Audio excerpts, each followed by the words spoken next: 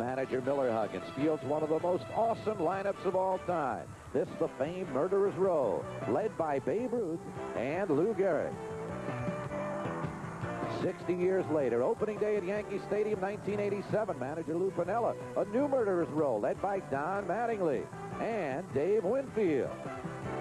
Today, the Bronx Bombers take that lineup against the resurgent Cleveland Indians, led by sluggers Joe Carter and the young phenom Corey Snyder. It all comes up next, right here on Sports Channel.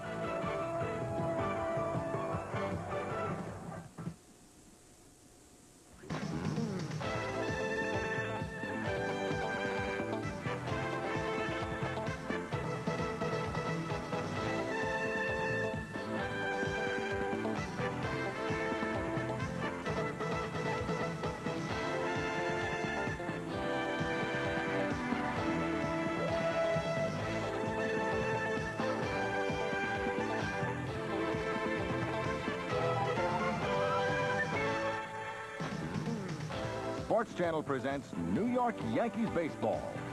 Brought to you by Budweiser. Beechwood aged for that clean, crisp taste. This Bud's for you. The 9X Yellow Pages. It's the one you've always had. It's the only one you'll need. Today's TWA. Find out how good we really are. By Nestle's Crunch. Chocolate is scrumptious when it crunches. That's why you'll love Nestle's Crunch.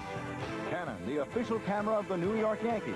By Dodge, your tri-state Dodge dealers knows what counts. And by Toyota and all the new line of 1987 cars and trucks. Who could ask for anything more?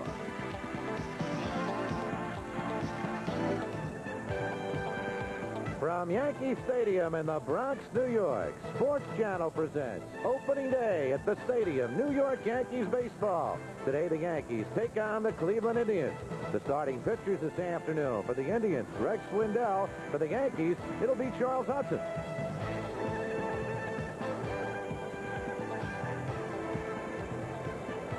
And a good afternoon, and welcome to Yankee Stadium. The weather's not good. We got a heck of a ball game in store for you. I'm Spencer Ross, along with the Hawk Ken Harrelson, and intestinal flu bug has struck down Tommy John, the Yankees' intended starter this afternoon. Yes, it has, and Charlie Hudson, who was so effective, just outstanding in that series over in Detroit, working the 4 1/3 perfect, I should say perfect innings, really.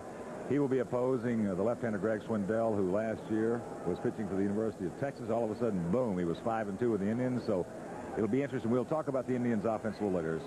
They're just as aggressive as any club in the major leagues. Well, they can hit the baseball. They're off to a slow start, though. They've won 1, lost 5. If there's anything we've talked about, the no staff in the American League East really having a lock on things, and the Indians have problems with their starting staff also. Well, as we've talked about that quite a bit in the last 5 ball games, there's nobody has a definitive staff in the American League East, so defense and long and middle relief are going to be some of the keys this year, along with scoring spots. Well, they've got Corey Snyder, they've got Joe Carter, they've changed their lineup around a bit with Tommy John out of the lineup, but this is going to be an interesting start as far as Charles Hudson's concerned. He gets thrown in that ball game in Detroit, Yankees down, he keeps them close, retires the 13 in a row.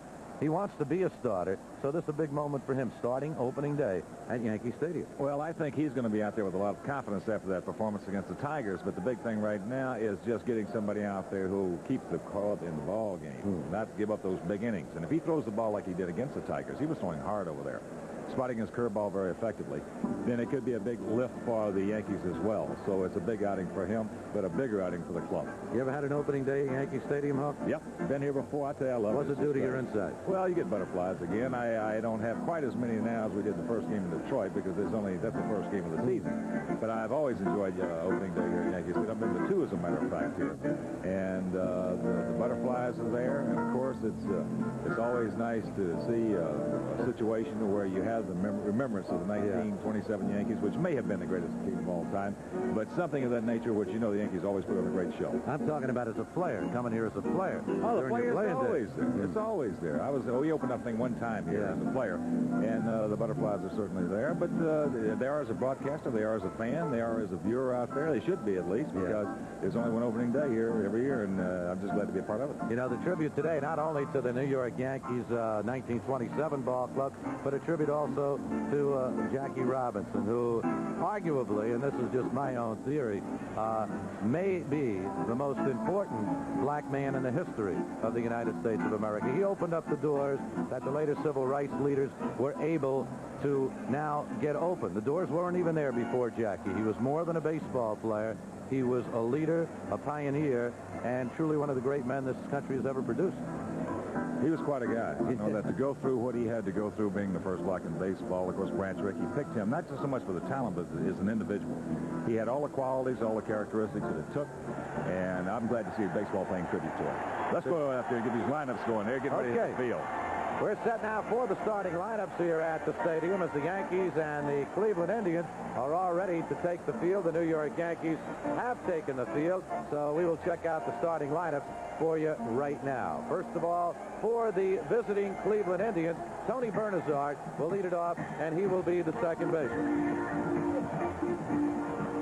Tony Bernazard will lead it off. Then it will be Otis Nixon in center field. The shortstop will be Julio Franco. Joe Carter batting cleanup at first base. The left fielder will be Mel Hall. Pat Tabler, the designated hitter, batting seventh at third base. It'll be Brooke Jacoby. Corey Snyder will bat eighth. The young phenom last year in just 103 ball games hit 24 homers, drove in 69 runs. Snyder, who can hit them just about as far as anybody, batting eighth, playing in right field. And the catcher, 37-year-old veteran Rick Dempsey. Dempsey, of course, coming over to the Indians, spending his whole career with the Baltimore Orioles, and he should add something to this as far as he's one of the better signal callers in baseball. But right now, Charlie Hudson is making his way out to the mound.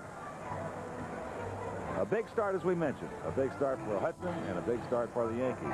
In that game in Detroit, when he worked the 4 1/3 perfect, that was the second day of the season last Wednesday, in relief of Tommy John, who, as we mentioned, was scheduled to start today, but he has the intestinal flu bug, so he will miss it. We do not know how long he will be out. We assume he'll just miss one turn. But Charlie Hudson, in relief, struck out 3 against the Tigers, and as we mentioned, was throwing the ball very, very well. But he'll have to face a club, as you just saw that lineup. Last year led the American League in hitting. They're off to a slow start with a record of 1-5 this year. But the Indians make no mistake about it. They are as aggressive as anybody in baseball. One of the better fastball hitting teams in all of Major League Baseball. Right now, let's check the Yankee defense for you. In the outfield from left to right will be Ward, Henderson, and Winfield.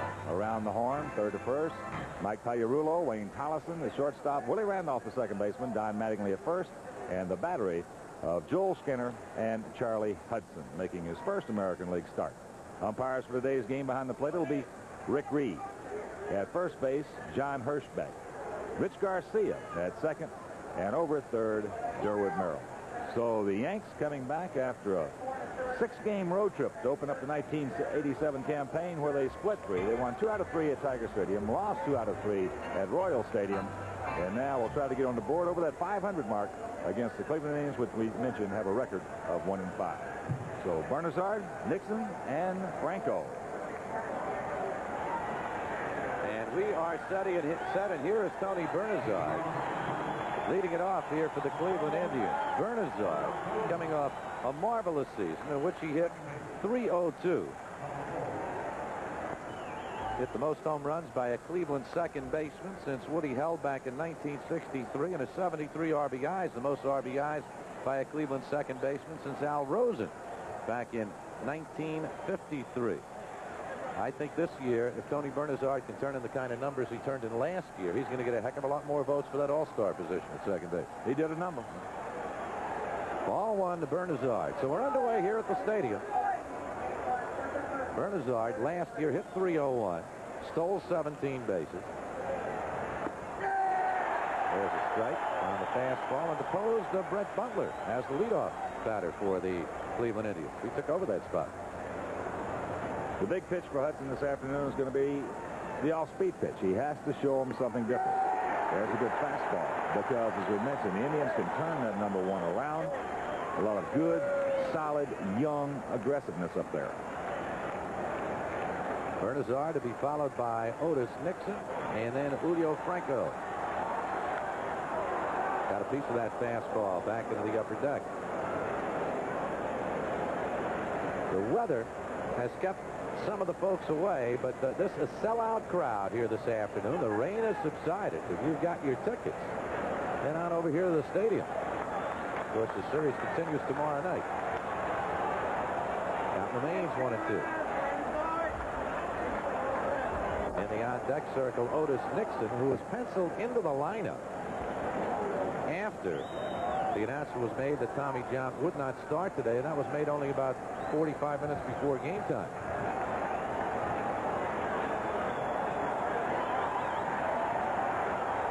One and two.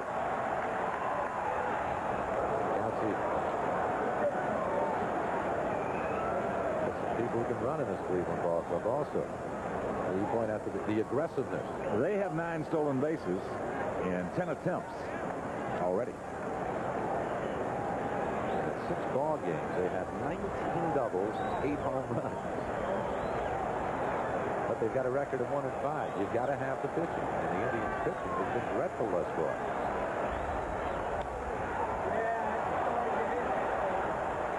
Gary Ward will not have a play.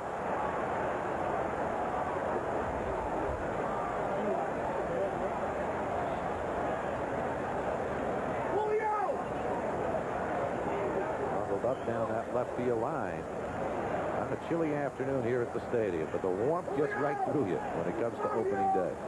Pat Corrales. Quite a job with this Cleveland Ball Club.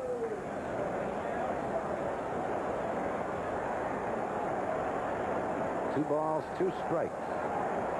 To Tony Bernazard leading it off.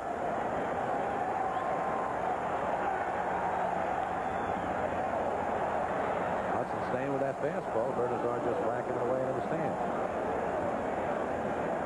That's a little nippy out there. No batting practice. Things will get a little warmer the second time around.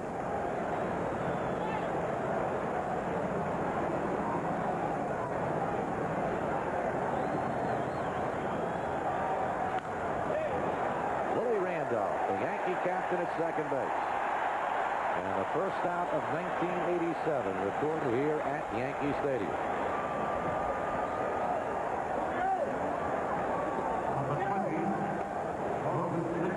Otis Nixon will step in. Otis Nixon gets into a lot of ball games for the Cleveland Indians. Otis Nixon does not get much of a chance to bat. Last year, he was in 105 games, only batted 95 times. He is baseball's designated runner. 23 stolen bases last year. And a former Yankee. In fact, at Columbus, while a member of the Yankee chain back in 1983, he stole 94. He can run. But he can't steal first base. No, you've got to make a little contact every now and then. Just missed outside. 1-1. Charlie's throwing well. And this may have been a blessing in disguise. Of course, with the media attention of making a start here at Yankee Stadium early on in the season, all of a sudden he doesn't have to go through it now. He just got the ball. But a little too hard, and even with Nixon's speed, Tagliarulo makes the play easily. So 2 men are out. It's an interesting point you make. If you have time to think about it, you can be hurting a little. But if you come to the ballpark and all of a sudden they say, here's baseball, you just go out and do your job. Well, the only tough thing about it, though, is that it was a fairly short night last evening. Yeah. But still. We arrived back at Newark Airport at about 11 o'clock. Julio Franco, the shortstop. I've seen this work. I've seen this work many, many times. In fact, I believe I've seen it work beneficially more times than I have negatively. More so with young pitchers. Yep. In fact, I've seen it premeditated before. The manager would say so-and-so is going to start.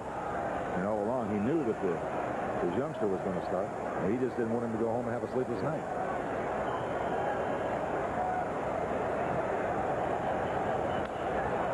Breaking ball. And Willie Randolph's there. 1, 2, 3 for Charles Hudson, who is now retired 16 in a row as a New York Yankee, going back to that first ball game. Everybody he's faced. Nothing across through half an inning. Indians nothing. Yankees coming to bat.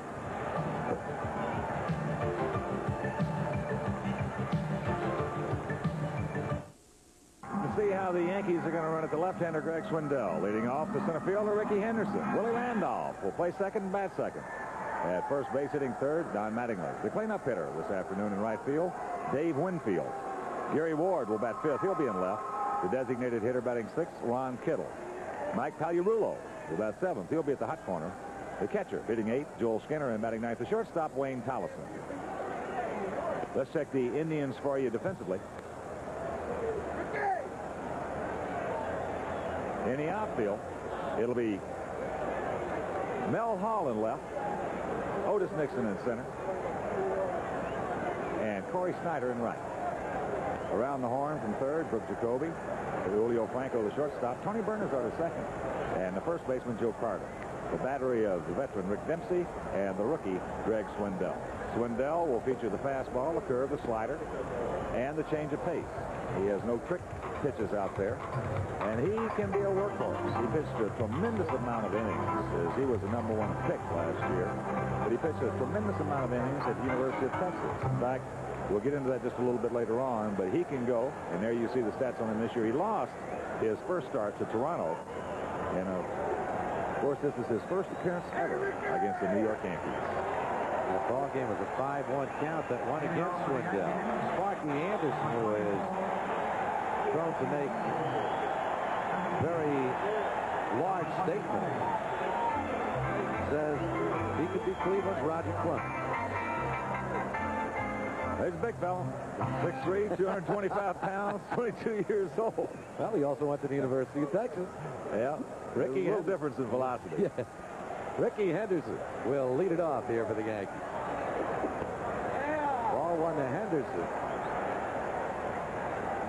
In the Yankees' 6 games, Ricky has already had 4 multiple hit games, more than 1 base hit in 4 of the contests. He's hitting at even .400 with 2 doubles, 3 RBI. 2-0. Now this is a test, really. When you have Swindell, you have Henderson, and we've talked about this, the youngster, letting a Ricky Henderson get on the first time, and how he meets that challenge. Well, from what they tell me, I was talking with Cleveland coaching staff prior to the game, Jack Aker, their pitching coach, and what they tell me, not too many things bother Swindell. As we talked about in the case of Bo Jackson, there's an old saying, good ones come in a hurry. And evidently, he's a good one. He only made 2 starts in Waterloo. There's ball 4, so Ricky Henderson leads it off with a base on ball. And we'll see, indeed, just how Mr. Swindell reacts.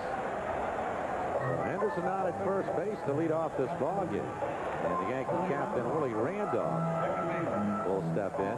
Bottom of the first inning, opening day here at the stadium. Randolph with 4 base hits and 20 at-bats thus far.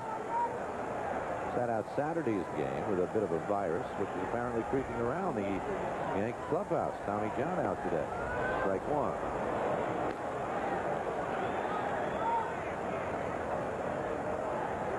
Willie missed a good one. The Yankees erupted that afternoon for 15 runs.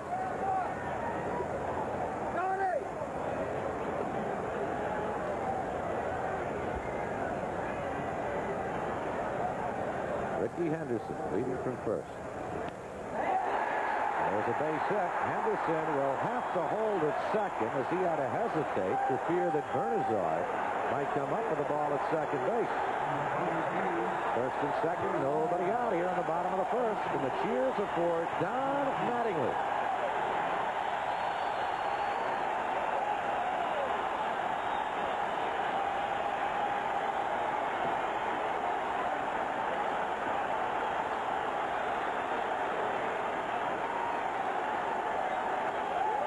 That's the batting average for Mattingly.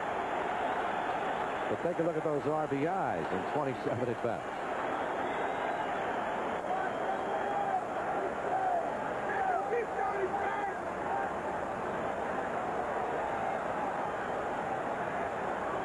First and second, nobody out here in the bottom of the first.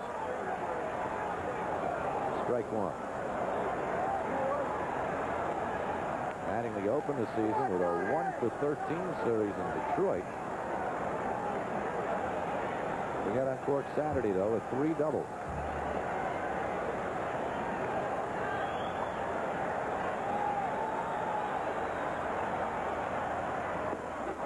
Good breaking ball. Good location. Started him off with 2 of them. Check swing on the first one. First and second, nobody out. Swindell came up last year after pitching at Waterloo, but did not appear against the Yankees. 5-2 with the Indians. Got him chasing again. Mattingly goes down swinging on 3 pitches.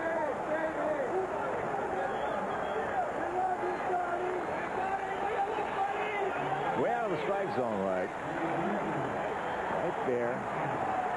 Donald just couldn't lay off of it.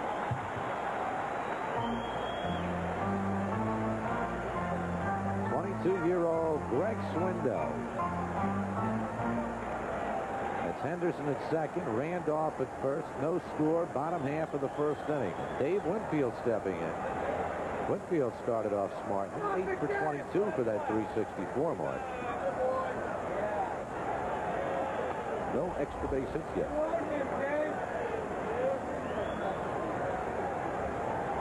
Hey, bro, watch out for the patch down there, buddy.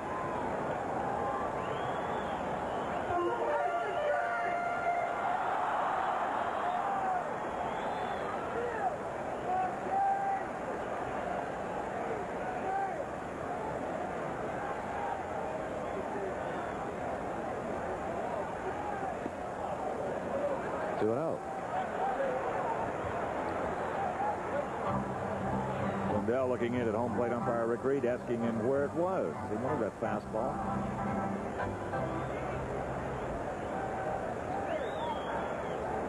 A walk to Henderson, a single by Randolph. Now with 1 man out, the count 2-0 on Dave Winfield.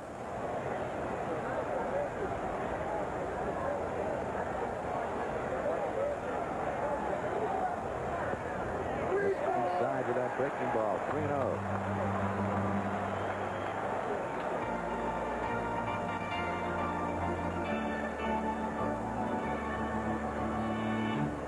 Double-edged sword right here. Got a young man out there in trouble right in the very first inning. You got a guy at the place you'd like to, but this is one place that's just hard to let him go hack at it 3-0. And he takes it outside, ball 4. Both bases on balls have been on 4 consecutive pitches. And the bases are now loaded with the Yankees, with nobody out here in the bottom half of the first inning. Jack Aker. Indian pitching coach. Former teammate of mine for a few years. The Chief. Talking to Jack about Swindell, and he was just very, very laudatory in his comments about his confidence. He said he's just a very confident young man. And I think that's fairly obvious. You have to be to do what he did. As we mentioned, just the 2 starts in minor league baseball right out of college. Comes to the big leagues, gets ripped in his first start last year, and then winds up with a 5-2 mark. 46 strikeouts in 61 innings. Gary Ward steps in. Ward 7 for 25 here in the early part of the season. Bases loaded, 1 man out. And Swindell misses inside with that breaking ball. Right here, where the hitter just cannot help him out. He's got to make him throw strikes, and from the hitting standpoint, throw something that you can drive hard. Fastball, 1-1. Bases loaded with the Yankees. Gary Ward at the plate. Bottom of the first. No score.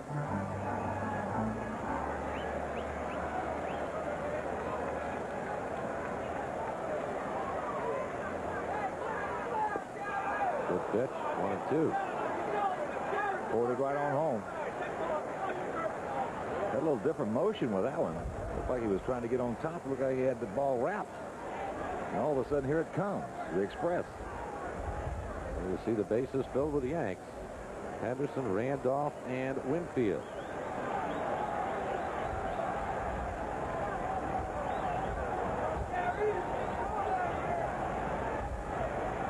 One and 2 pitch coming to Gary Ward. And And he went fishing. A breaking ball that dropped down low and out of the strike zone. Second strikeout for Swindell.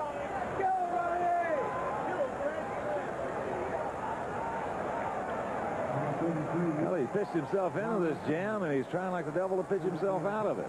There's just a good, hard breaking ball, a good spot going down and in.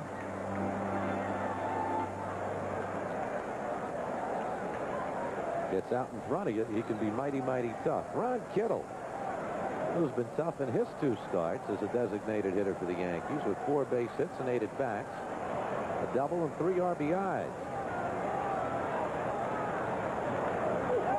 He laid off in that one. Nope. First base umpire John Hirschbeck says he went around 0-1.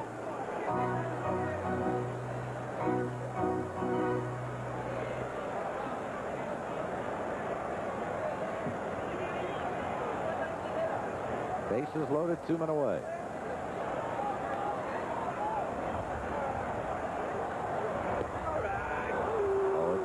Started him off with that bad breaking ball. Came back with the fastball. One thing about it you got to like about Swindell, he likes to get it and throw it. He doesn't waste much time. And the 0-1 pitch to Ward is the same one as he gave to Kittle right here, right down the pipe of the fastball. 0-2. Kittle's still alive.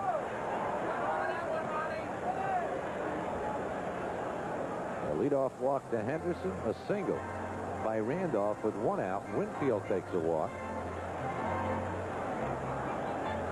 And Swindell ahead 0-2 on Ron Kittle. This one's going to go out of play. Dempsey giving chase. Dempsey gives a high target right there to Swindell. They wanted to get that fastball up and in, and he had some giddy up on it. Not a bad piece of work right there by Kittle just to get a foul ball.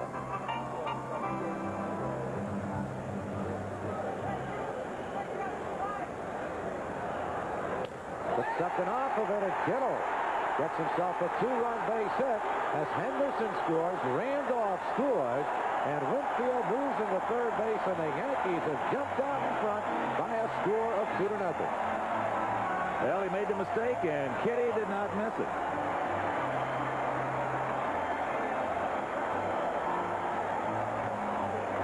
Watch the breaking ball up, just a roller. He muscles it out there. There's where you walk a couple of men in 1 inning. Chances are you're going to get burned, and he did. And he had Kittle 0-2. So the Yankees have taken a 2-0 lead, and Mike Pagliarulo will step in. 2 runs on 2 hits and a couple of walks. Pags with 1 extra base hit, a double. Got the inside corner, strike 1. Fans still filing in here to Yankee Stadium. A complete sellout.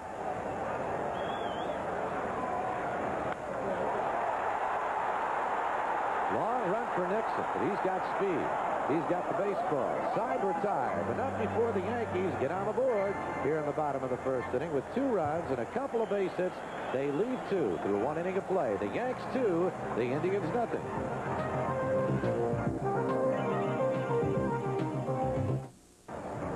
Spencer Ross and the Hawk, Ken Harrelson here at Yankee Stadium on opening day as we take a look around this grand old ballpark. There are some empty seats there, but they've all been sold for this afternoon's opener, more than 55,000. Well, I had a big disappointment this morning. I woke up at 7:15, and I want to tell you, when I looked outside, I was a little down. I didn't think we had a chance in the world of getting this ball game in today. Of course, the Yankees, as we mentioned, getting some of them staying at the hotel down in Jersey, and didn't get there till fairly late. So, indeed, it was a fairly short night. But the big right-hander, Charlie Hudson, who thus far in his short American League career has retired every hitter he has faced. That is ultimate perfection. 16 in a row. Got 13 opening day. Not opening day, second day of the season at Detroit, and comes back here to get the first 3. And now he's got Joe Carter, Mel Hall, and Pat Cobbler to face. You're talking about some heavy wood.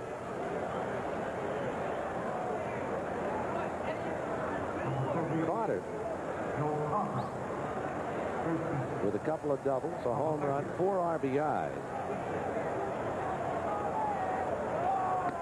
Takes ball 1.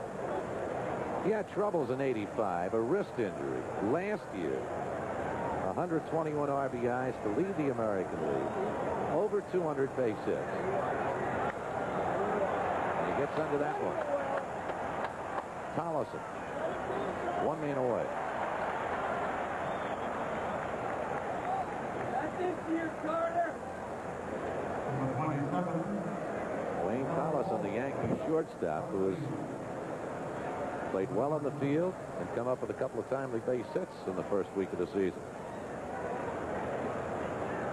Mel Hall, who came over with Carter in that deal for Rick Sutcliffe with the Cubs, and everybody said, what a disaster for the Cleveland Indians. But you have to wait it. And you've waited, and it's turned around for the Indians. Well, there was a good deal for both clubs. Sutcliffe going over to the Cubs, 16-1 for them. They won their divisional title. And anytime you get an opportunity to make a trade for one guy that will put you over the hump, you got to make it. And now, of course, Dallas Green, the vice president general manager of the Cubs, I should say president general manager, being crucified for that trade because Sutcliffe is not going that well. Well, he did win one, though, for him. And the count goes 2-0. One thing about Mel Hall, of course, Joe Carter with that terrific season last year. Mel Hall has one of the livest bats in the league. When you talk about live bats, you talk about Oda B. McDowell. And he hits this one very live indeed. Goodbye, back into the right field bleachers. What were you saying? Enough said. Didn't take that one long to leave the yard. Mel Hall gets the Indians' first run of the ball game.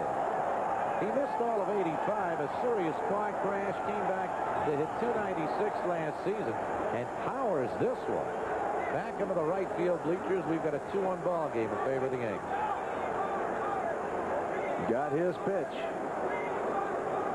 Fastball right there, and he just hurt it.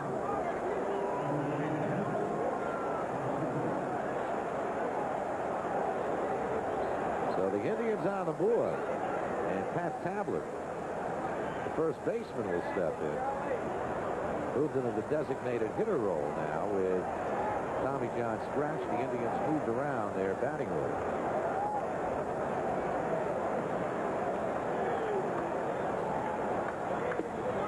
Strike 1.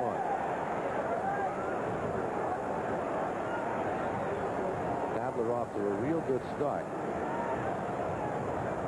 Interesting when Tabler comes to the plate with bases loaded. Got a lifetime .533 batting average. With 24 hits and 45 at bats and 57 RBI. He's done a number for him. Originally with the Cubs, went to the White Sox, and went to the Indians. He's a good off-speed hitter.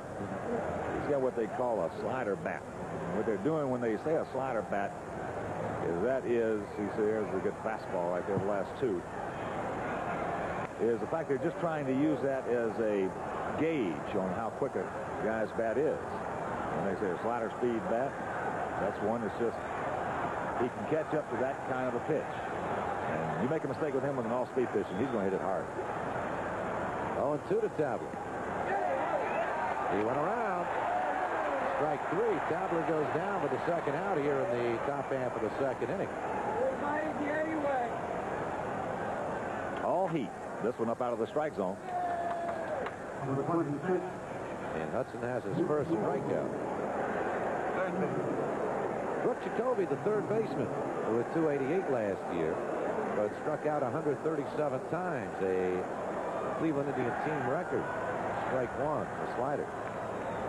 Good one.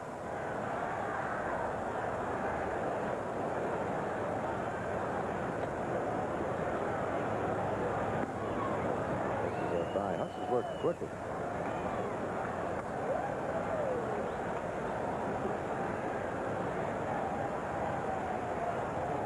Three hits and 21 at bats for Jacoby. 1-2. Most pitchers, what a lot of pitching coaches do, they just tell them, if you're going to make a mistake, work it because, or make it because you're working too quickly rather than too slowly. It's a lot easier to gear it down than it is to gear it up.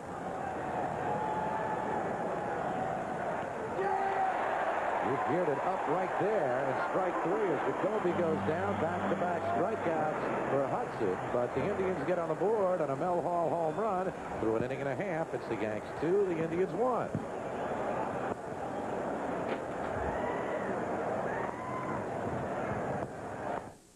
There you're looking at the 26-year-old left fielder, Mel Hall, who just put the Indians on the board with a rocket out of here. Let's take a look at it. Fastball from Hudson. He took 2 steps, stopped for a second. That was just a linea about halfway into those bleachers out there. Mercy. No doubter. As soon as it left his bat. So we've got a 2-1 ball game. We're going to the bottom of the second. Yankee Stadium on April afternoon. Series continues with the Indians for the next 2 days.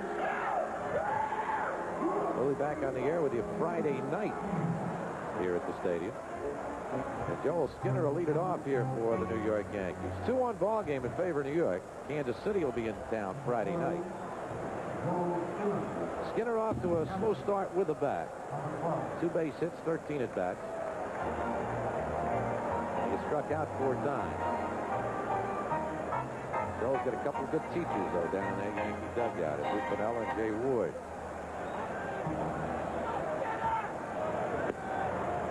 Strike 1.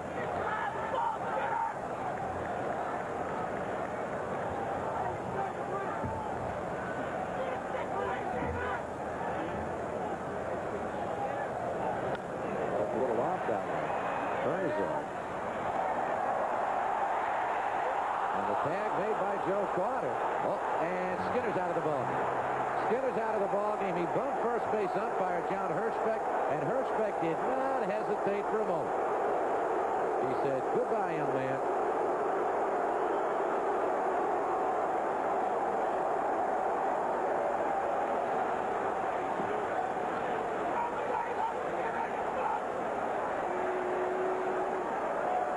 Lou Piniella.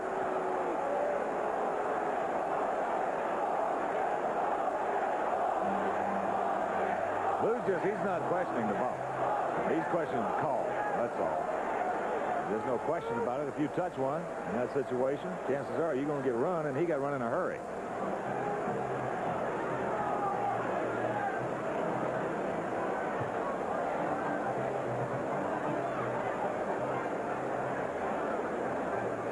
Piniella's still out there, so the Yankees will have to come with Rick Cerone now. Skinner's thrown out of the ball game. You'll see the wide throw by Bernazard pulling Carter off the bag. At this point, Joel Skinner couldn't tell from the angle. But he is such a passive type individual. Let's take another look and see if we can see it from a different angle. If you got him anywhere, you had to get him up on the helmet, and the helmet never blinked. And there, right there. So long. Skinner thrown out of the ball game. And here's Wayne Tolleson. Ball 1. Hey, Rick, go get him, Rick. Good start for Tolleson, not only in the field, as you can see, at the plate with that 409 average. Franklin. No play. Infield hit for Tolleson.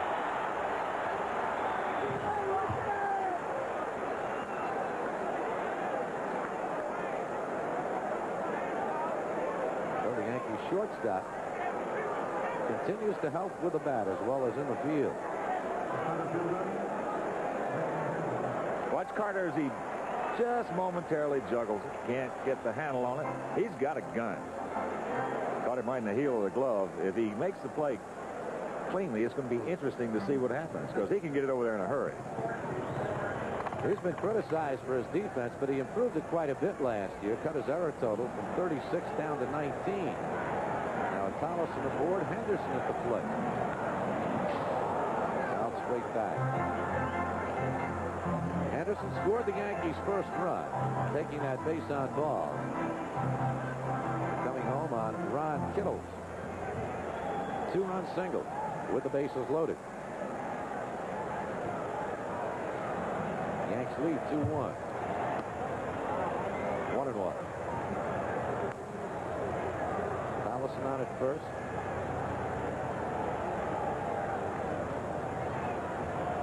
Well, the Indian defense right now is still a little suspect. They're going to have to prove it first. And when you have a situation where they do not have a real solid staff, as we talked about earlier, the best way in the world to improve your pitching staff is to catch the ball. That's the best way in the world to do it. Good defense will make you a much better staff. So in the Indians' case, as in the case of many clubs in this Eastern Division, they're going to, whoever plays the best defense and whoever makes the fewest mistakes got a chance. 1-2 now to Henderson. One man out. Yankees leading 2-1 here in the bottom half of the second.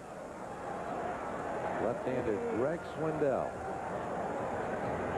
Tell you, the pack of good young ball players coming up into the American League.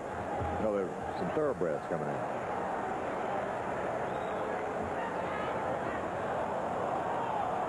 Over the weekend, we saw a couple of pretty good ones. The highly touted Bo Jackson, the lesser publicized Kevin Seitzer.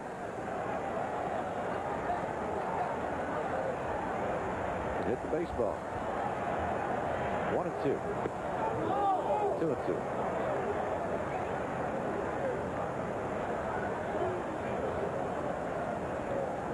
And there are a lot of baseball people that are calling for Corey Snyder to hit 45 or 50. He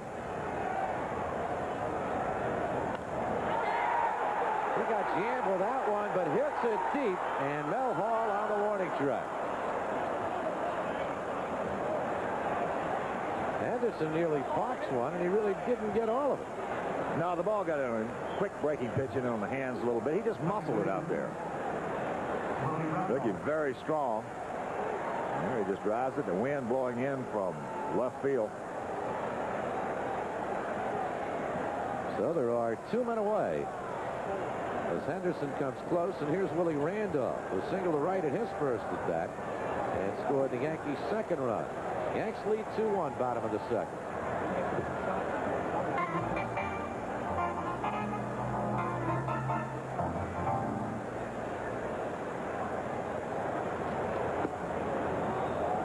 We had rain here this morning. Apparently the rain heavier up in Boston as the Red Sox game against the Texas Rangers has been postponed.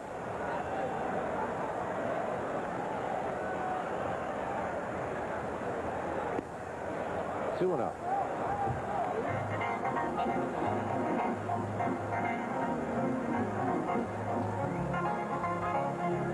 Another milestone for the Yankees' second baseman. His next stolen base will move him into a second-place tie with Roy White on the all-time Yankee list.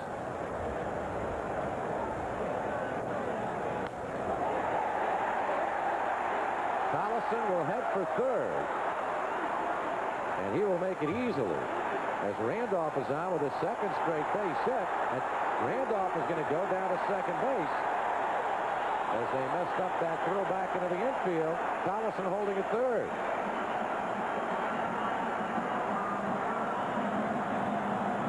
Mistake by Corey Snyder. It really just flares it down into the right field corner. At that point, Tallis is in the third. Now you see Curry just a little nonchalant. He has a great arm, but right there, as Willie sees the ball messed up, short hop Dempsey. You see him double clutch it right there. But the Yanks will take it. He overthrew Carter. Here is Mattingly taking ball one. Mattingly went down on 3 straight pitches back in the first inning. Big breaking balls way out of the strike zone, low and outside, and he went fishing. 1-1. Now, you will not see that happen too often to Don Mattingly.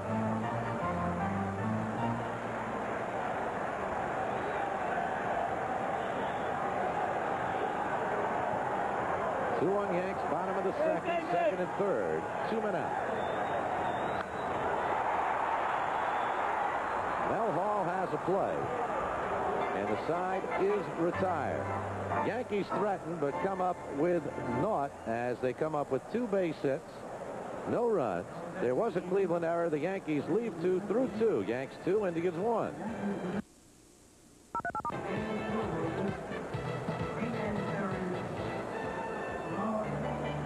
Well, we've got a new catcher in the ball game for the New York Yankees. Rick Cerrone replacing Joel Skinner, who was thrown out of the ball game after bumping first base umpire John Hirschbeck after a close play at first base. You've known Joel for quite some time. You ever see him lose his cool like that? No, never. That's the reason, is that we just talked about during the break. You got to feel like that Carter didn't tag him. But that's a tough play for Hirschbeck because he didn't have a good angle on it. So here's the young man we've been talking about, Corey Snyder, at a Brigham Young University. His college days, all he did was compile a slugging average of .844.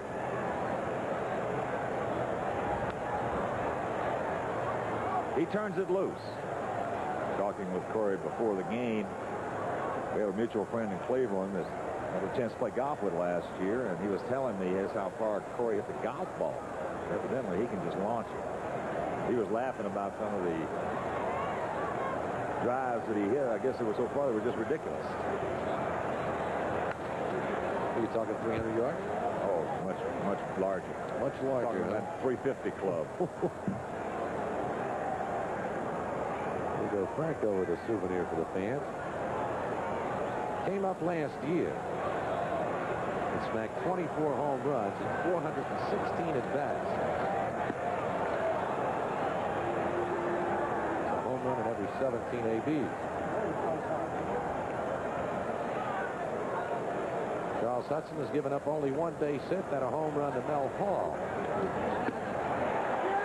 And he gets Corey Snyder, who will strike out quite a bit, 123 times last year. That's once in less than every 4 at-bats.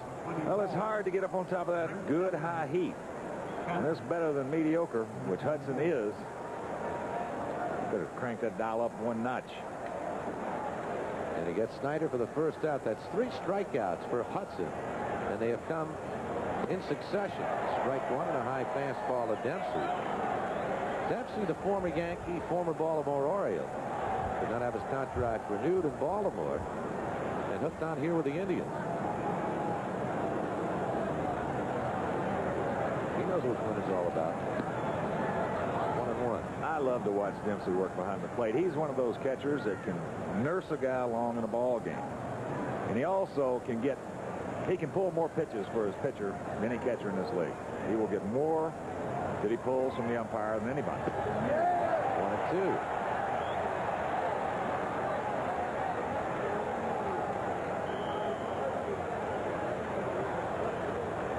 We'll get into Dempsey, the way he works a little bit later on in the game. You'll see where he sets up.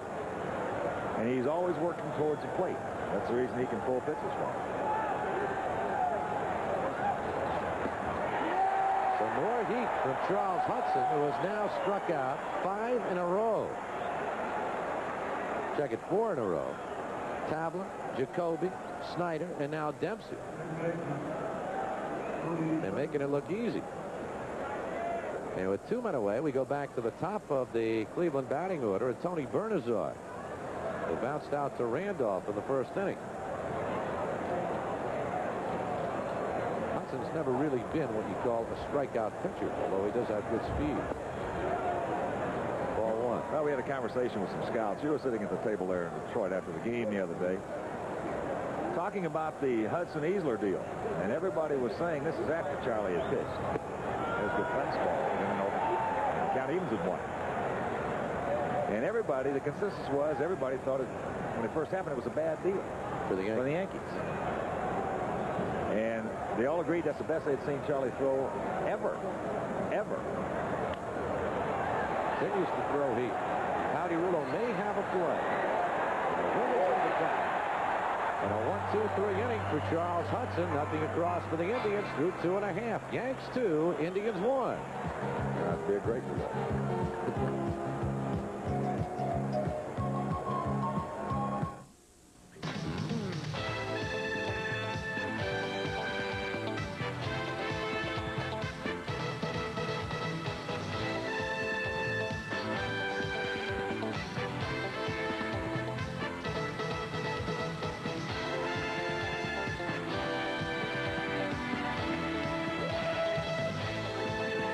Dave Winfield flies as the Yankees charge into the '87 season on Sports Channel. Hey, Whitey, let me borrow your radio. No way. You're not playing that country western on my radio. All that twanging's bad for radio. Country and western is good music. Come, catfish. Country and western lacks melodic sophistication. The chord progression are simplistic. The harmonies... Citibank presents Yankee Transistor Radio Day, April 19th at 1:30. All fans will receive a Yankee Transistor Radio, compliments of Citibank. Yankee baseball. Where traditions are born.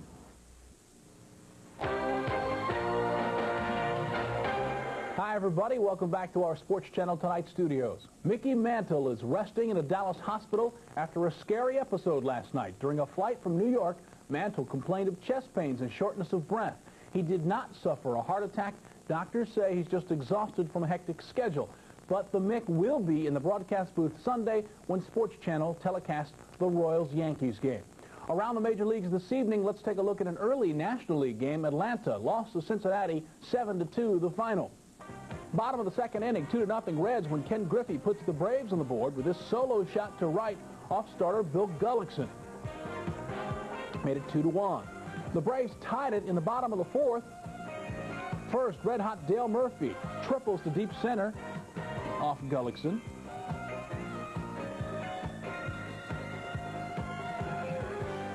Then Ken Griffey singles him home to make it 4-1.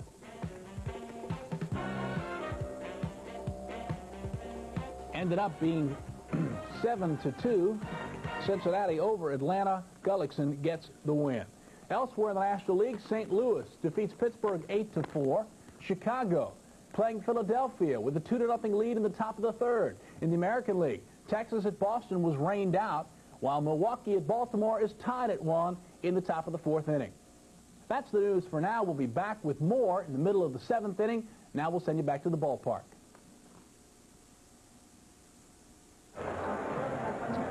Well, we're back here at Yankee Stadium at our broadcast booth. Spencer Ross along with the Hawk Ken Harrelson. And through 2.5 innings of play, we have seen Charles Hudson mow the Indians down. One base hit. He struck out 4.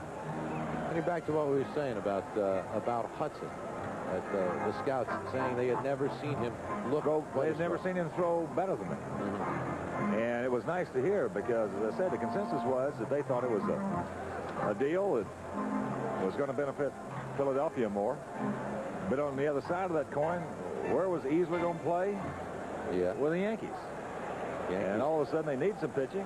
And if Charlie Hudson continues to throw the way he is, that could turn out to be one of those deals that, you know, nobody's that smart. But that could turn out to be one of those deals that's just unbelievable. Hudson last year in 144 innings struck out only 82. 4 1/3 at Detroit. He struck out 3, and he's picked up 4 here through the first 3 innings. Dave Winfield leaded off for the Yanks. He walked back in the first inning. Swindell had some control problem at the outset. Blocked Henderson and Winfield in the first inning. Ball 1.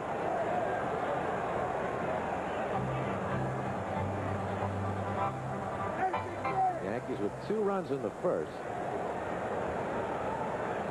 Walk to Henderson, base hit by Randolph, and a walk to Winfield. Kittle with a 2-out, 2 RBI single.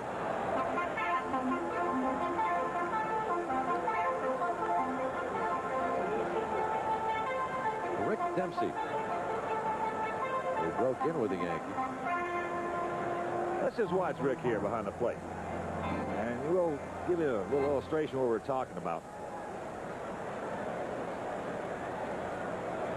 Now you'll see him set up, and let's see where he moves. Stayed right there for the breaking pitch. What he will do, he might still be in a learning process here trying to find out about these Cleveland pitchers. He knew all the ones in Baltimore. He would sit up 6-7 inches outside at an angle and always work his glove back towards the plate. And that's the reason we mentioned he could pull pitches on the umpire. And the same thing to the inside. When he'd sit up at an angle, whereas his glove was always moving towards the inside corner. Bob Boone's pretty good at that. Yes, he is. I would say that Booney's probably next. cracks one. Upper tank. It is a home run as Winfield just stood at home plate. The only question was, would it stay fair? And it did. And the Yankees have taken a 3-1 lead.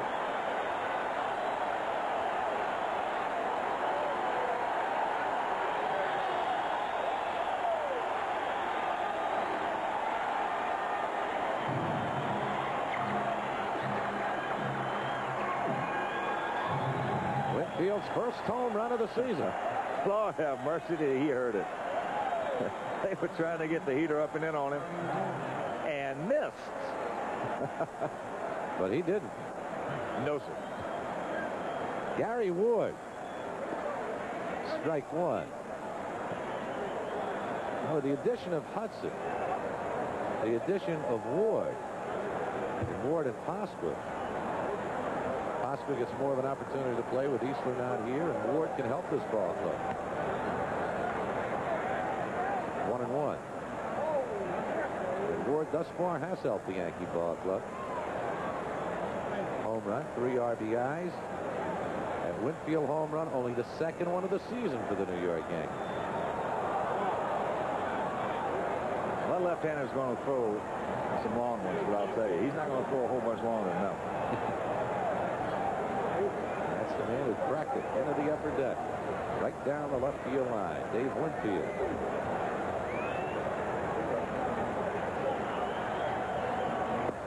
Good game. 1-2.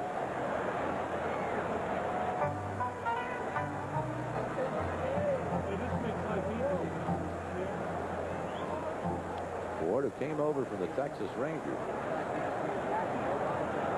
Another change. Nice stab by Jacoby, but no play. Ball just made him up. It was scorched. Your heart palpitates a wee bit in a situation. Afterwards, you don't have a chance to get it started that quick. Hey, we want to pass on a word to all Yankee fans, all baseball fans, all people in general as we watch this again. In case you have heard, earlier today, Mickey Mantle taken to a hospital in Dallas, Texas, in Irving, Texas, after he arrived back in a flight back home. And Mickey was put in the coronary care unit. He'd suffered chest pain. But the word from the hospital is that it is not a heart attack. They did list him originally in serious condition, and I know hospitals have certain categories they immediately put you in under certain circumstances, and now they have elevated his status to fair condition. So the best to Mickey Mantle, Merlin, the entire Mantle family, and Yankee fans all over. Send their best wishes for a speedy recovery. Not only Mickey's our partner too. That's right. He's going to be here for quite a few ball games this year. Could be a blessing in disguise that he just had some shortness of breath, a little chest pain there, and they may have hopefully thought it before it got worse. Rod Kittle, whose 2-run single back in the first inning, put the Yankees on the board. It is now 3-1 New York. And Ward down at first base. 2-1 to Kittle.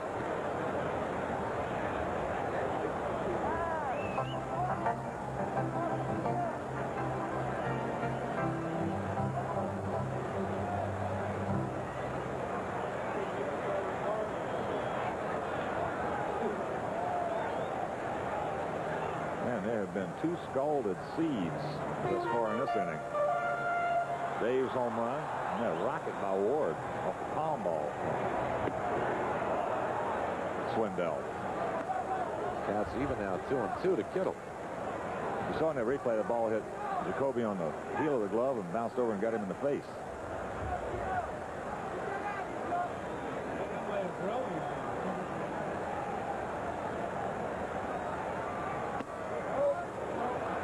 Full count.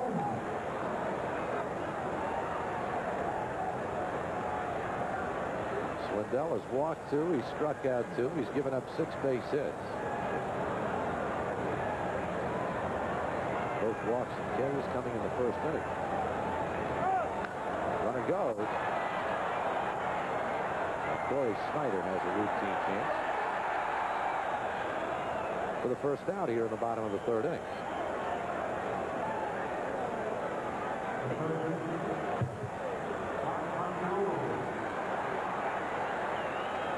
Tom Waddell, right-hander, loosening up for the Indians down in the pen. Local youngster, Bergen County, New Jersey, lives now in Tucson. Tom was quite a character in his college days in Manhattan College. Nice young man. Here's Pagliarulo.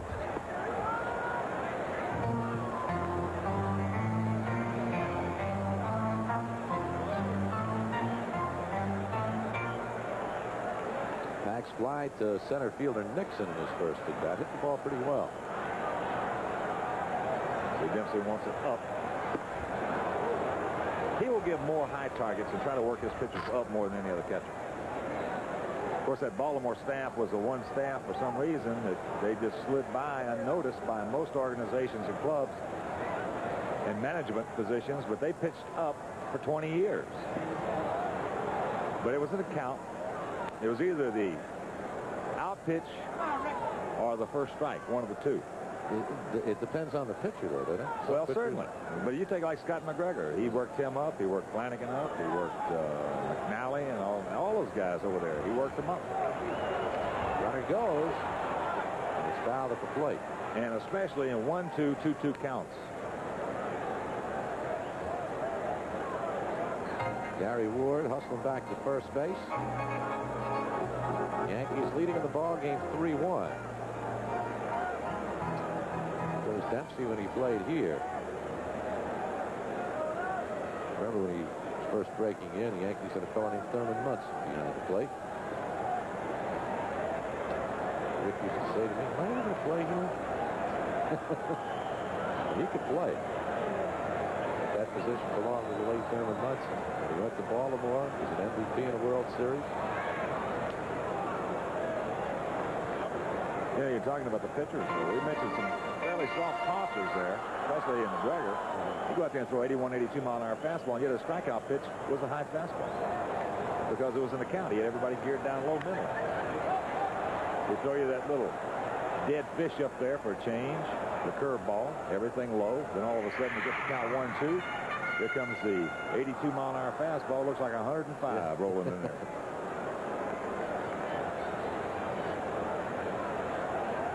You're not ready for it. Well, as I said, the hitter is geared down. Awful soft tossers because the majority of them are sinker slider. Rex Swindell. 2 runs for the Yanks in the first. A solo shot here in the third. A wicked line drive home run down the left field line into the upper deck by Dave Winfield. Ward takes going. And the count's 2-2. First time I've seen Swindell pitch, and I can see very easily how he was the #1 pick last year. He's going to win some baseball games. He's got 4 pitches. As we mentioned, the fastball, the curveball, the slider, and he uses the palm ball as a change. He does not have, as you can see, a good move to first base.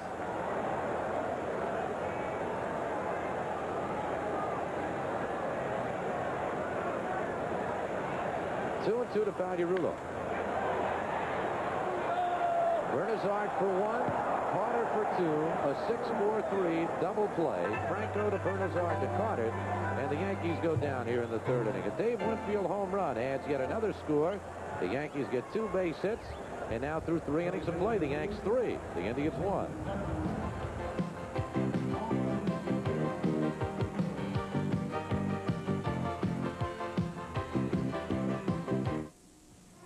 Europe is a bargain if you know where to shop.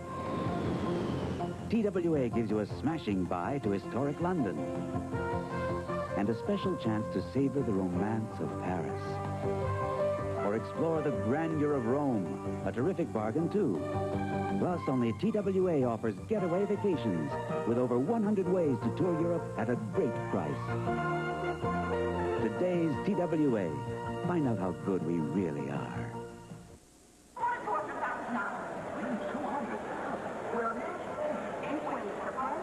Big man in right, Dave Winfield. And last time up, they were trying to get in on him with a fastball, and they missed. But here comes the high heat. And look at this. I mean, he gets every bit of it. That'll tell the story.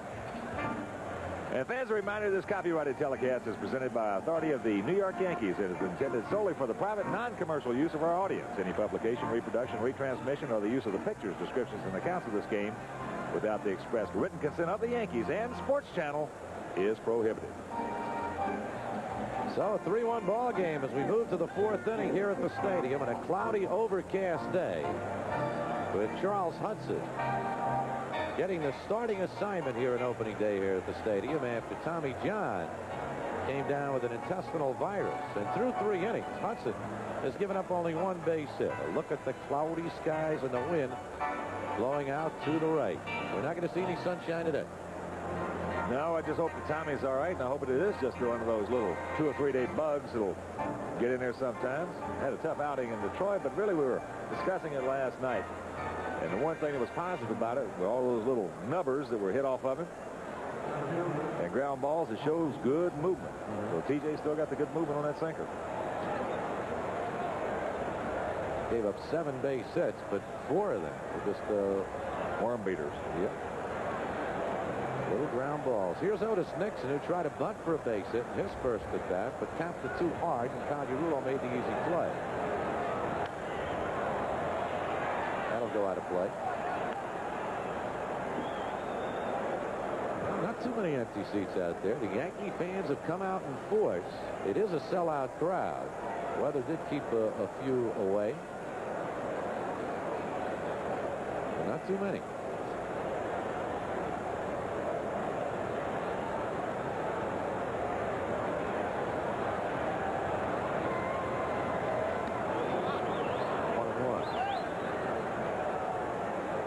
Butler, the regular center fielder for the Indians, broke his thumb over the weekend. They called up Dave Gallagher. They had him penciled at the start today, but with a pitching change, they go with Nixon. 2-1.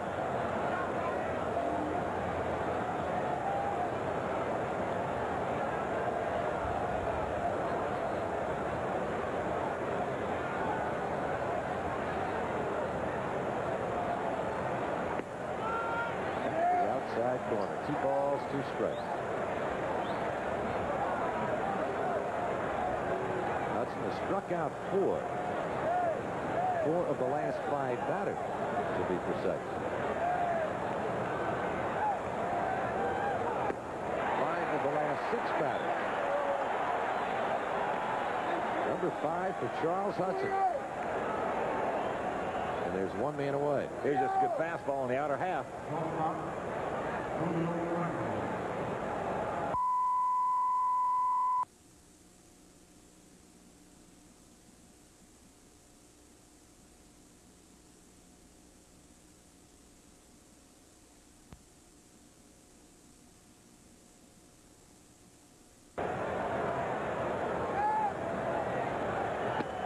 Ball 1. Franco at 306 last year. He's got pretty good speed for some reason. He hits the ball hard. He led the league in ground ball double plays last year with 28. Inside for a ball. Well, that's easy to understand. He's a big swinger. And it takes him a while to get uncoiled, to get out of that box and get on down the line. That used to be the domain of the great Jim Rice of the Boston, who also had good speed. But again, a big swinger. Years they called Rice's seasons the season of 6-4-3. He bounded into the fuel. Well, he also did a few other things. Yeah, he's a great player. Counterbalance that. Anybody take him. Tollefson has to hurry. Gets Franco. Good fastball, ate him up. He'll have to get a new wand.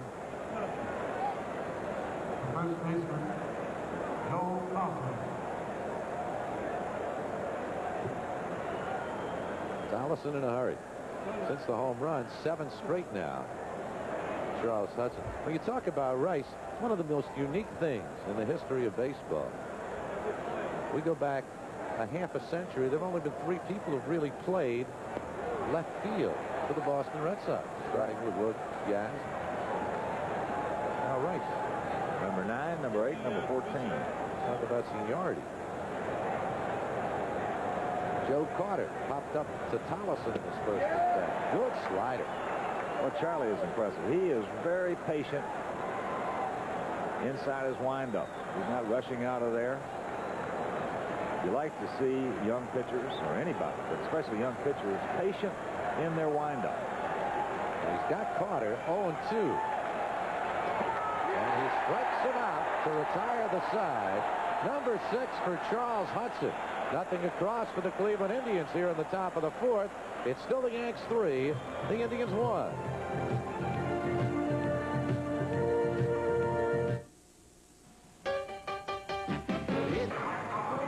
Fans, a reminder you can share the excitement of New York Yankee baseball. The Yankee Stadium advanced ticket windows are open 7 days a week, 9 to 5. And this year the Yankees are offering full season tickets and several combination plans. We're also ready to help groups of 25 or more plan their stadium outing. So for ticket information, call 212-293-6000 or get your tickets through Ticketmaster. Just dial 212-307-7171. See all those numbers up there outside of New York. Dial 1-800-2, check that, 682-8080. And join us at the stadium this season for our New York Yankee baseball, where traditions are born. And this is where the tradition was born, back on April 18th, 1923, when they first opened up the gates here at the stadium. And a man of war number 3 smacked one into the stands. Here's the old facade, the remembrance of years past, and the house that Ruth built. Quite a sight. I'll tell you, the first time I ever walked in the stadium as a 20-year-old rookie in '63. Well, I tell you, I couldn't help it. I had tears in my eyes. Rick Cerone. Hey, Rick! Takes strike 1. This ballpark will do it to you. Well, coming out of Savannah, Georgia, all you read about was Yankee Stadium your whole life. All of a sudden, you're in it, and you're in a uniform to play Major League Baseball. I couldn't believe it. Saw my first ball game here in 1949. Saw Cliff Mapes hit a grand slam home run. And Rick Cerone has himself a base hit. Well, just come right out of the bed and go up there and get yourself a hit, Cerone. Rick. The Yankee battery right now is not the one they get planned on for this afternoon. Hudson replacing John, the intestinal virus. Cerone replacing Skinner, who was thrown out of the ball game by first base umpire John Hirschbeck following a close play at first base. The best laid plans and all that sort of stuff. Tollison's infield hit was hit to the right of Franco at shortstop. He grabbed the ball on the heel of his glove and couldn't get off the throw. Strike 1.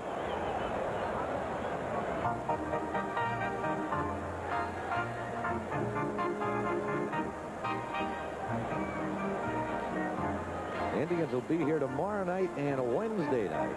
The day off on Thursday, Kansas City Friday night, and the Royals Saturday and Sunday afternoon. Cerone off first. 1-1.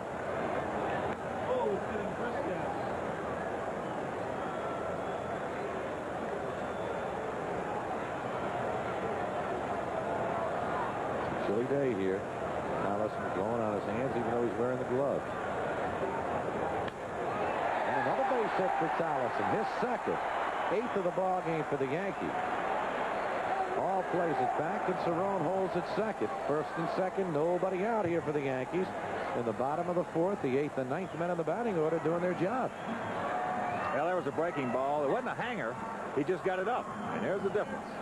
Sometimes every breaking ball is a little high. Everybody calls them a hanger, and that's not the case. Sometimes they get up there, and they still have the bite on them. It was just a high breaking pitch that Tyler ripped. There's Cerone down at second. You see Waddell once again loosening up.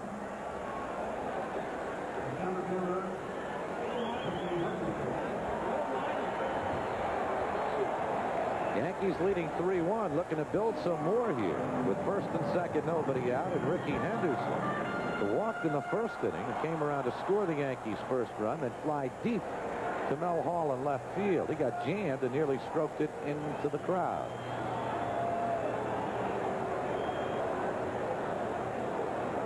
Yankees 3 runs, 8 hits, no errors. The Indians with 1s across the board. A run, a hit, 1 miscue. They're just buying a little time right here as you see Jack Aker standing up and Pat Corrales behind him. And here's Aker coming out to the mound. You've got Henderson and Randolph, a couple of right-handed batters before Mattingly.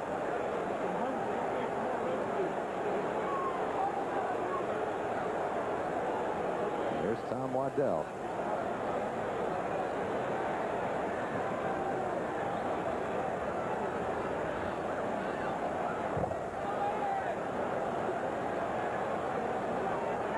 Swindell dumps a piece of bubble gum. Boy, there's so many little intangibles and nuances in this game of baseball. Here's the situation right here. We all know the Indians don't have good starting pitching. Now the club gets off to a 1-5 start. If they had been 4-2, 3-3, somewhere along that area, you might have seen that fella right there, Pat Corrales, go a little longer with Swindell because he knows he's going to need him throughout the course of the season. But because of that 1-5 start, you don't have those luxuries of going a little longer, trying to get the kid some more work in, giving him that extra inning or two, let him work himself out of the jam. So it's those things dictate a lot of the actions. Well, it's part of what makes this such a beautiful ball game as Tom Waddell makes his way into the pitching mound. Yankee Stadium, with the Yankees leading it by a score of 3-1 as we play the 4th inning. And a reminder that tomorrow at 7:30, the Islanders battle the Washington Capitals in Game 5 of their Stanley Cup playoff series. And on Sports Channel Plus, the Nets are in Cleveland to take on the Cavaliers. That's the Islanders and Nets tomorrow, right here on Sports Channel and Sports Channel Plus.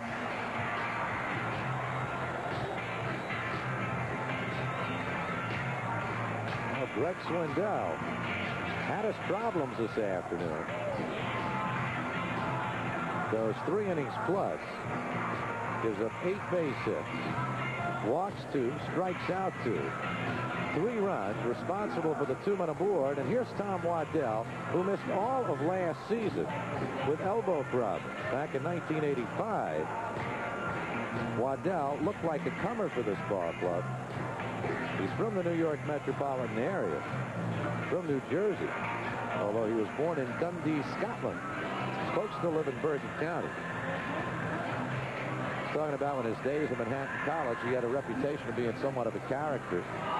Manhattan was playing Iona, I think it was, but Fordham one day. Tom had an old clinker of an old Beetle. I mean, thing was a wreck. Drove it up, got there late, parked his car right next to the baseball field. This was in April, and he picked it up in September. They kept calling his house, kept coming to get your car. That kind of guy. I used to do that with a different thing. I used to do that with my books. And I'd get them, when they'd issue them to me on September 1st or 2nd when we start school, I just put a belt around them, put them in my locker, and then take them up in June. You're too busy playing ball. That's right. Waddell comes on for Swindell. This is his 3rd appearance. He won an inning against Toronto in a 7-3 loss and an inning and 2/3 against Baltimore in a 12-11 loss a couple of days ago. Gave up 2 hits, 2 runs, walked 1, struck out 3. Yankees leading by a score of 3-1. Bottom of the 4th inning. 1st and 2nd, nobody out. Henderson at the plate. No, you're right about Waddell a couple of years ago when he first came up. And one of the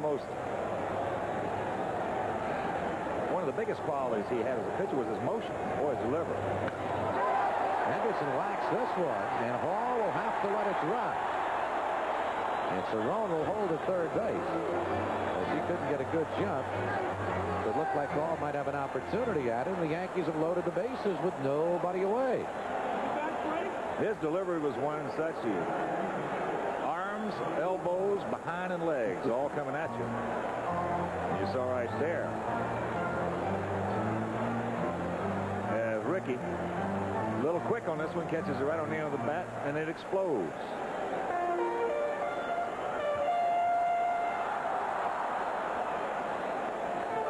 In '85, Waddell was 8-6 at 9 saves in 112 2/3 innings.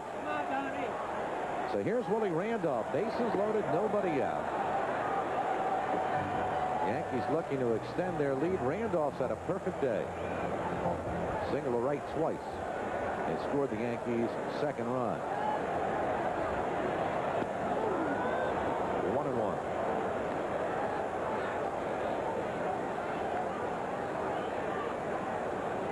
Tommy John, who missed the start today. Randolph had a bit of a bug Saturday in Kansas City. He missed that ball game.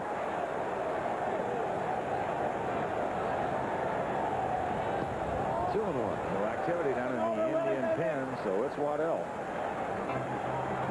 They've got a couple of left-handers, Vandenberg, and of course I thought what was a great pickup for him, and Steve Carlton. He's paying dividends. Oh, he's going to help this ball club more ways than one. Will get home a run and maybe more. How about 2, perhaps 3? Cerrone scores. Tollison scores. Henderson follows it home, and Randolph is in with a 3-run double, and the Yankees have now taken a 6-1 lead.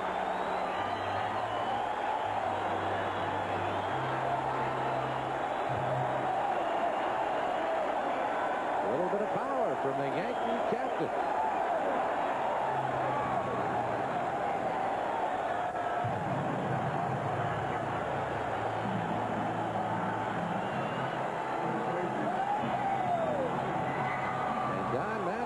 Step in. Yankees 6, Indians 1.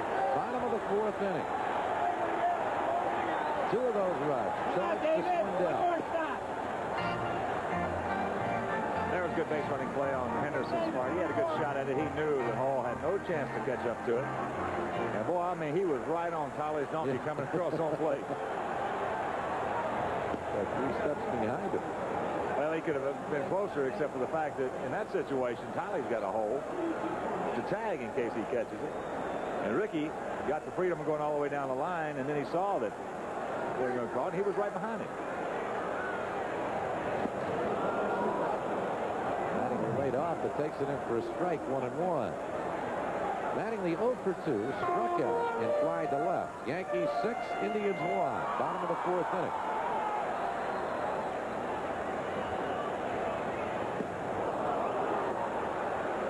Mattingly was struck out for the 2nd time this afternoon. And that is a rarity. Well, he made some good pitches on it. That's a good breaking ball coming down and in. Dave Winfield, who smacked one into the upper deck down the left field line at his last at bat against Swindell, steps in.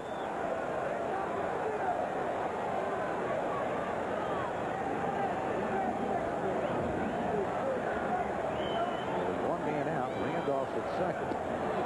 Ball 1. Yeah, I like that Greg Swindell. He's got a chance.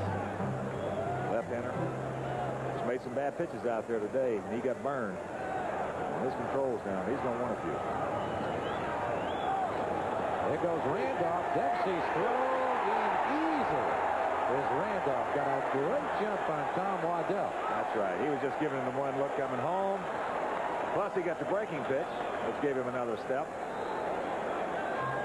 Rick did everything he could. He got it down there in a hurry, right on the money.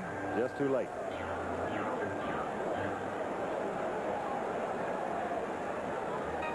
There's the breaking ball.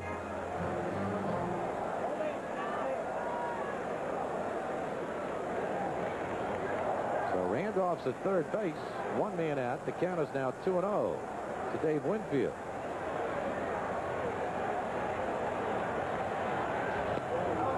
Good slide at 2-1. 6 runs, 10 hits, no errors for the Yankees. 1 run, 1 base hit, then a Mel Hall home run by the Indians, and they've committed 1 error.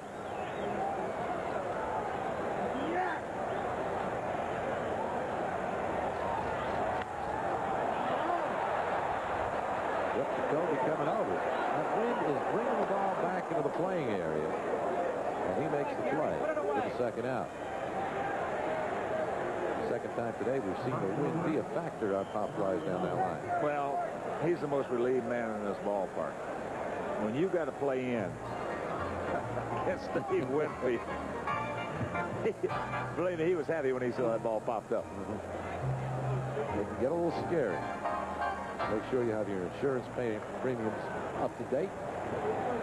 2 men away, Gary Ward, 1 for 2. Infield hit his last at bat.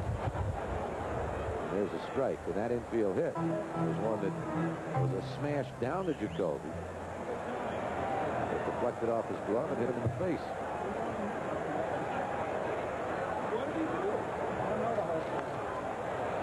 Oh, 2.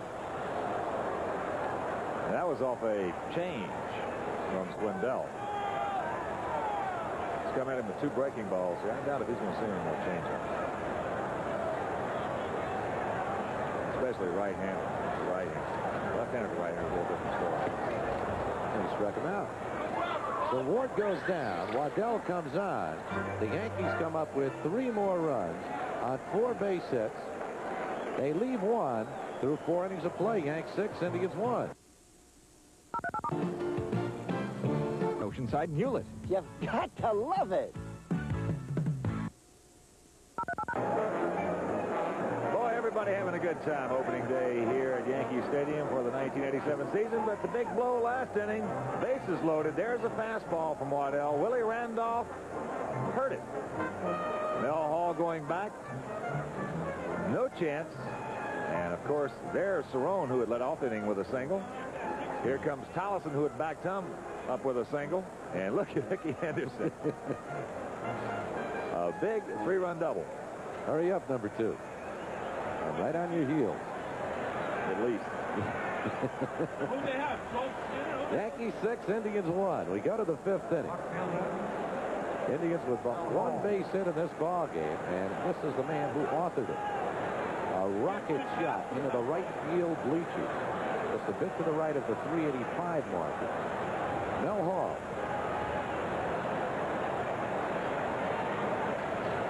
Ball 1. Hall was not supposed to start today with Tommy John, the scheduled starting pitcher for the Yankees. Matt Corrales moving his order around after John was scratched with the intestinal virus. 2-0. I don't remember the last time he went behind 2-0, but he remembers the last time this guy was at bat. Tell you what, I'd like to see this thing get 3 outs in a hurry. As you look at the score there in the bottom of the 8th inning at Pittsburgh, Cardinals leading the Buccos 4-3. They're starting to come down a heavy drizzle.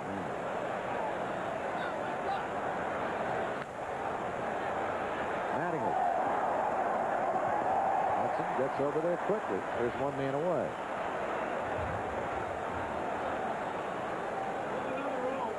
Top of the 5th inning. This is not an official ball game yet.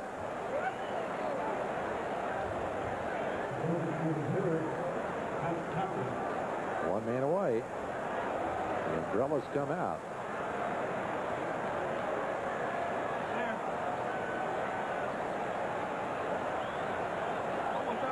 They had a lot of rain in Boston today.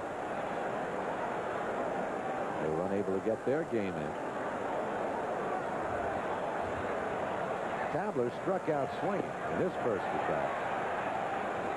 After the home run by Hall, Charles Hudson proceeded to strike out the next 4 batters.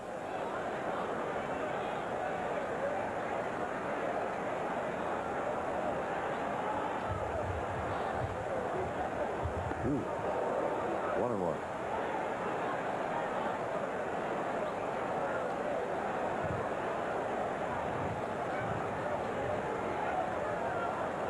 Overall last season, Tapler hit .326, 4th best in the American League.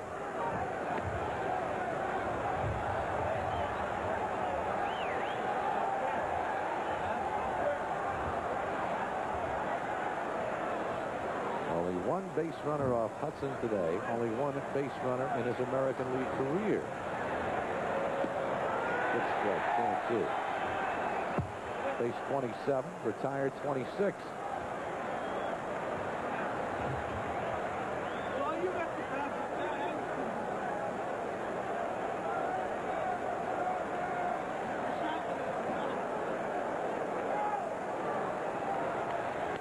He's got himself strikeout number 7.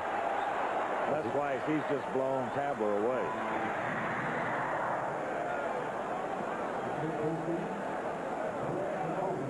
Whoosh. Tabler late. Balls by him. 2 men out.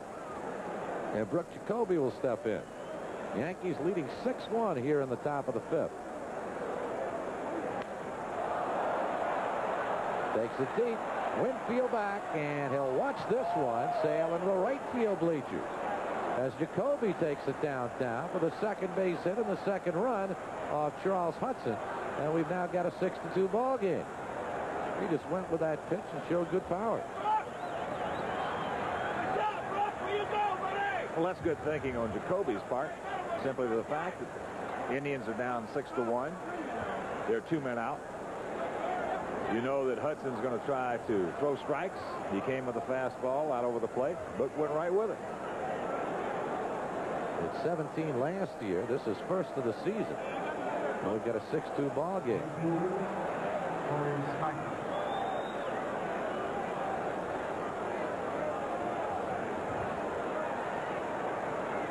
Wasn't a cheapie. Nope. Back into the bleachers.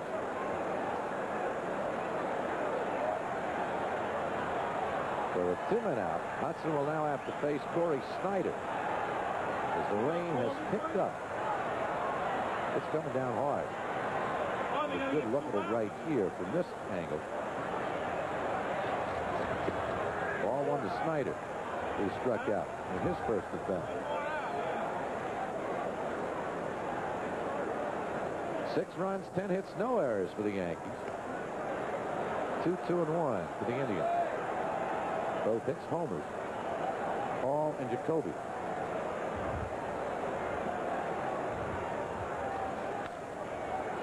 That's out of play, 2-1.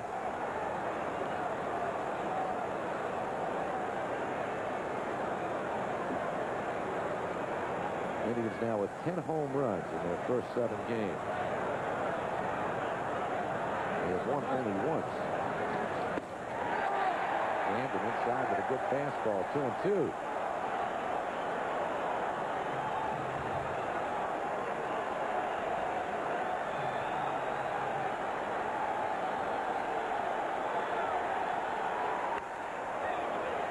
Tolleson. Mattingly.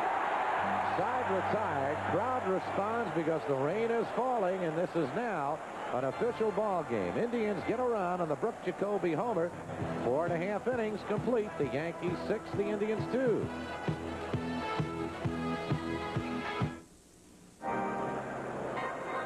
As a reminder, the Thursday at 11, join our good Pards, Fran Healy, as he takes a look at last week's highlights from the American and National Leagues on the Pennant Chase. That's Thursday at 11, only on Sports Channel. Well, we've got an official ball game here. Spencer Ross along with the Hawk, Ken Harrelson. The Yankees leading it by a score of 6-2. The Yankee umbrellas are out as the rain continues to fall here at the stadium.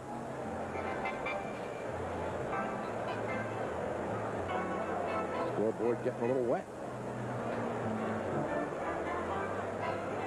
But everybody having a good time. More than 55,000 will be the announced attendance. Some folks, a couple of folks didn't show up. Few, that guy did.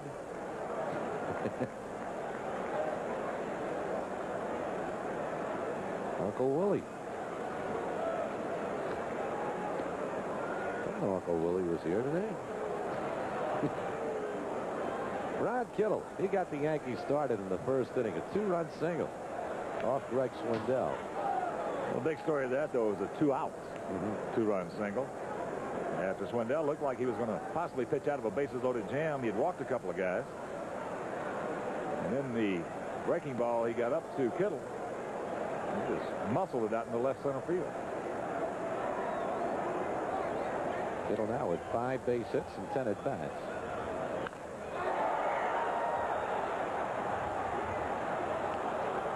the side of that upper deck, and the count is 1-2.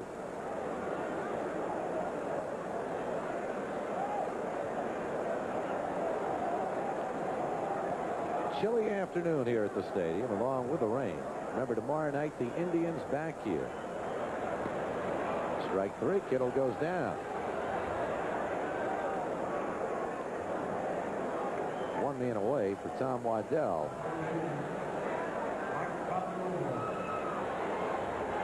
His third strikeout.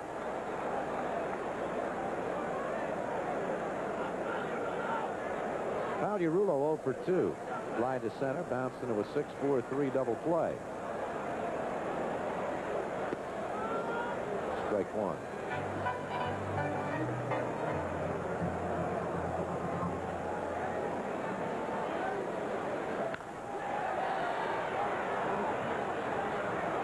Two men away. Joe Carter can also play out in the outfield. He was quite a bit at first base. You realize Pat Tabler's not an everyday player, and he hit 326 last year. Get an idea how strong this Indian club is.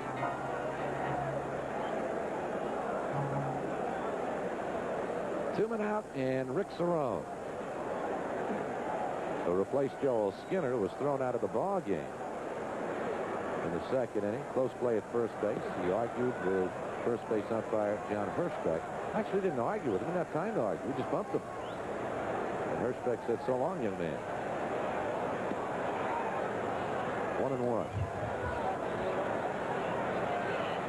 Cerone in his only at bat, single to left, but scored a run. 2-1.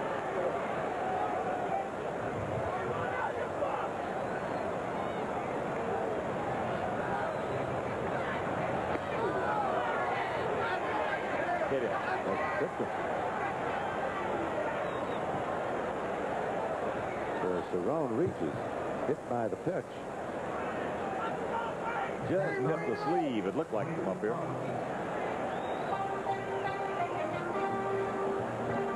And with 2 men out, Wayne Tollison, who's had a perfect afternoon. Infield hit and a single to left. He scored one of the 6 Yankee runs. 6-2 New York. Here in the bottom of the 5th. Ball 1. The rain does not seem to be coming down quite as hard.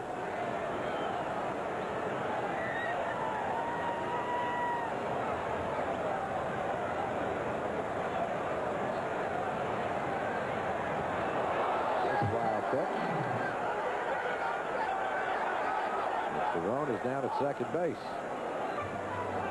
Contrast that to what we saw in Kansas City. That cushion support right around the barrier there.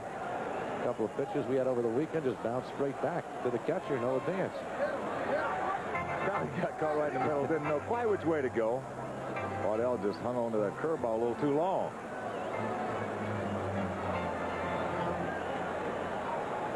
Tom Waddell, after missing all of 86 with elbow problem.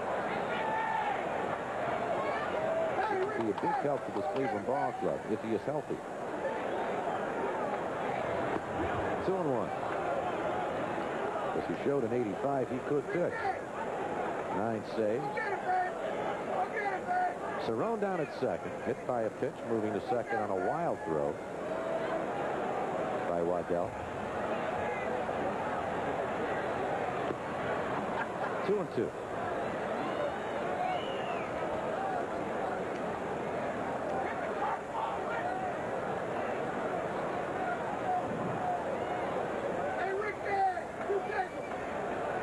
Strong got a big cheer from the Yankee fans here when he was introduced before the ball game. They remember.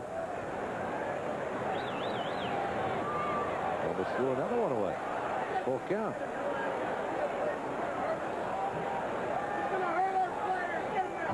Dempsey will work up.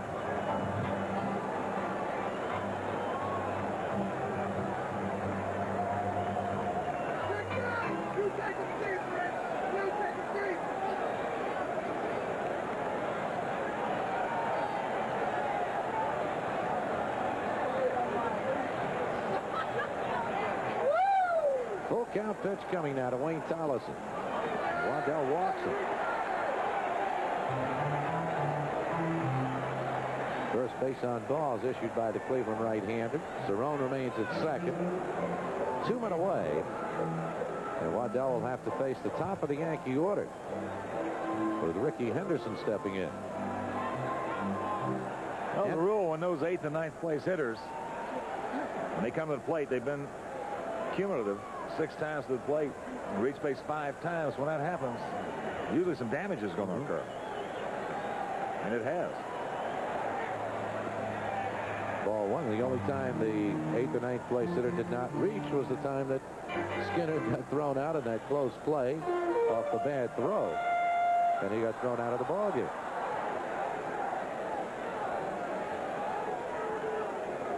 Henderson's 1 for 2. He scored 2 runs, a walk and a single.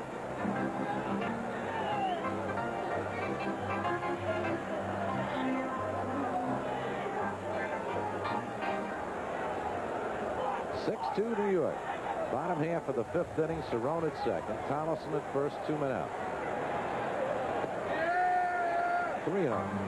Suddenly Waddell is having difficulty finding the plate.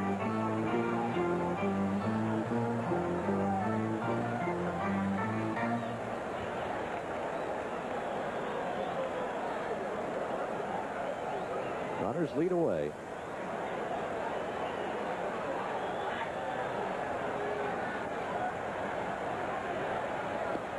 Strike 1.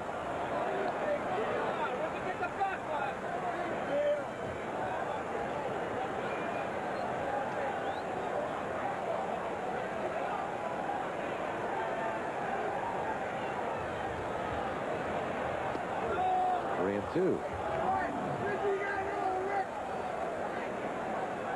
The 2 out. Cerrone hit by a pitch, went to second on a wild pitch, and Tolleson reaching on a base on ball.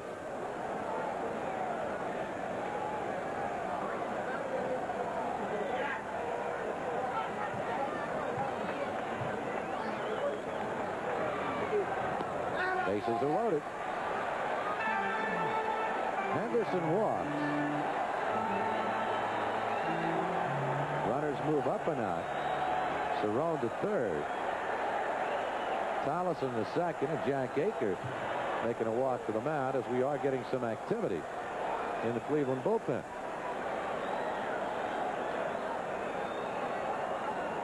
That is Doug Jones, rookie right-hander.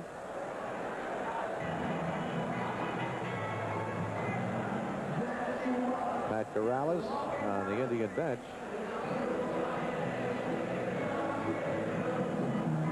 The last time Tom Waddell faced Willie Randolph was back in the 4th inning. The bases were loaded. And Willie Randolph proceeded to clear him, sending home Cerrone, Tolleson, and Henderson. He's got the same 3 familiar figures on the base paths now. A perfect afternoon for Randolph. 3 for 3. Ball 1.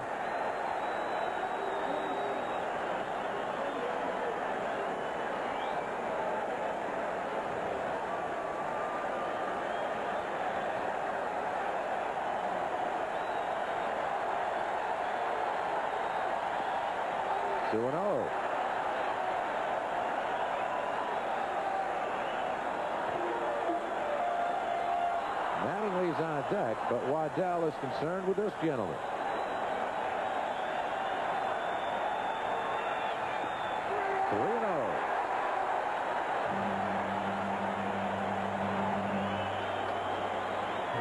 This all happening with 2 men out. Cerrone hit by a pitch. Tolleson walks. Henderson walks. And there are the 3.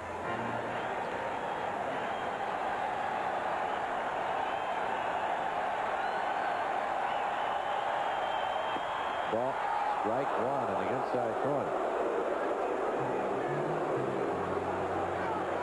Willie was taken off.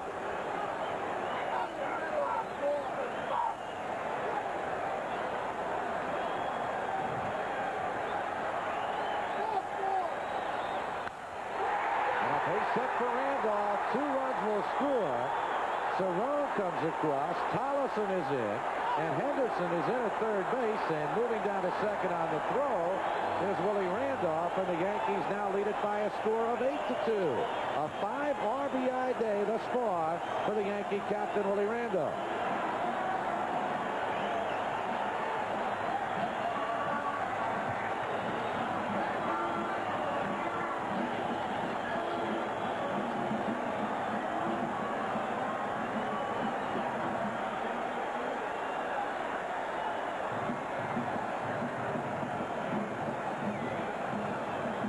Waddell's trouble, no question, with the walk, the wildness, the hit batsman, which was Cerrone. After two were out, load him up, and Willie Randolph, what a day he is having. Mercy.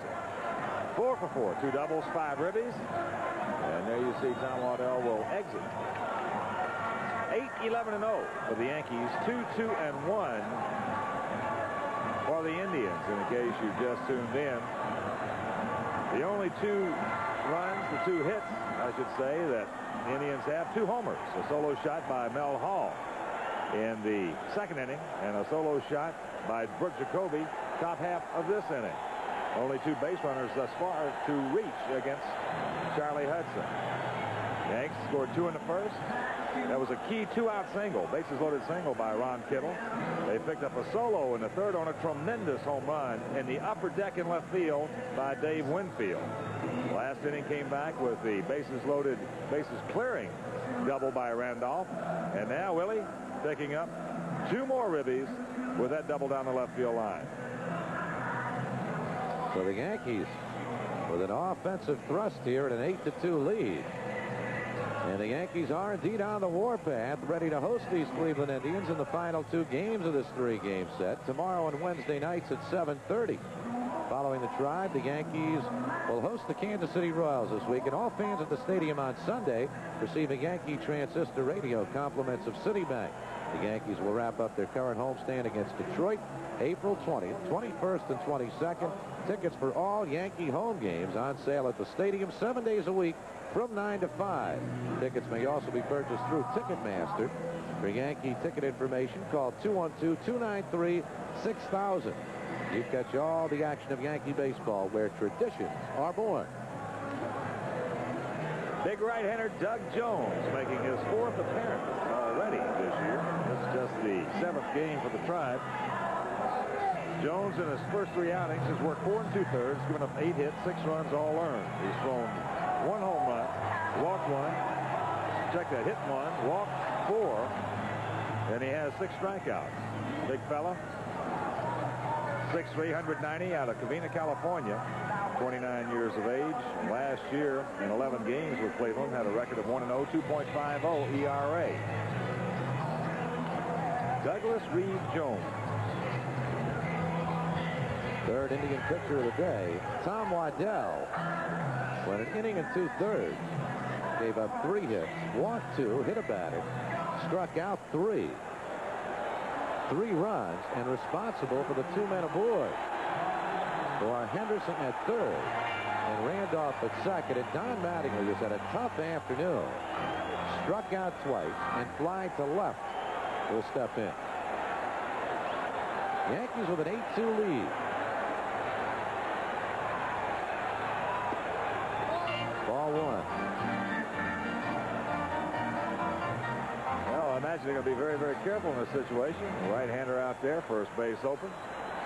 Down 8-2. Indians cannot afford to have any more across that plate.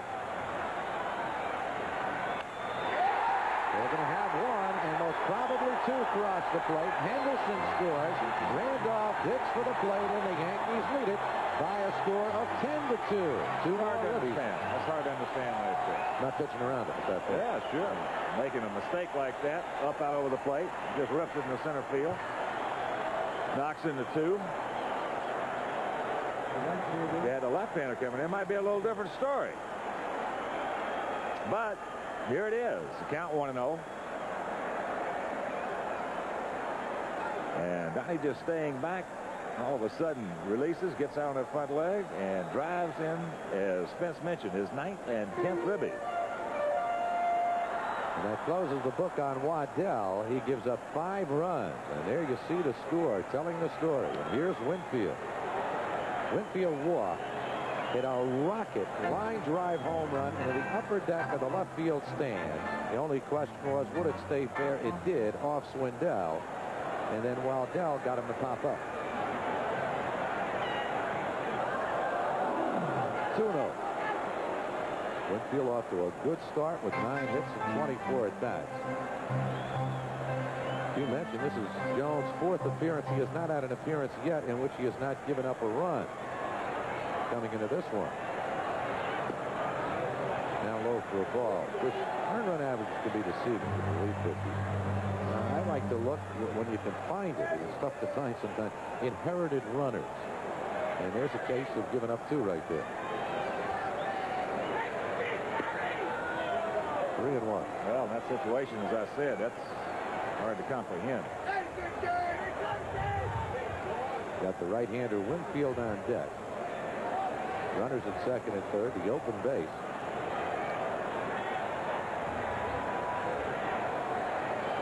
Ball 4 to Winfield.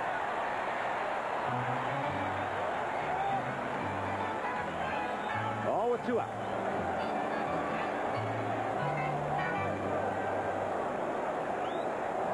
The Yankees have now batted around with Ward, the 9th batter, to come to the plate in this inning.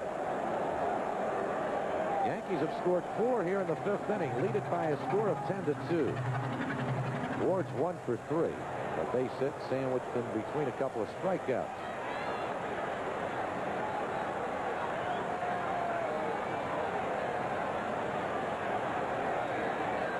Six RBIs this season for Gary Wood.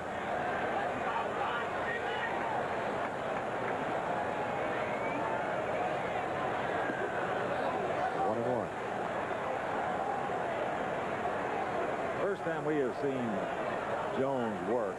He's not overpowering, that's for sure. He's got the off-speed pitch, the one that he threw to Mattingly. He just got that up in a bad spot, and that's what he's been featuring to Ward. Jacoby will make the play unassisted. Yankees bat around, come up with 4 more runs on only 2 base hits. They leave a couple, and now through 5 innings of play, New York 10, Cleveland 2.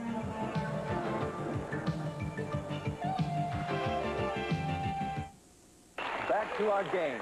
Kids, what's the molecular weight of glutamic acid? 147 Daltons. Wilton had it. In Haydn's Symphony number 11, P-flap. to the tiebreaker.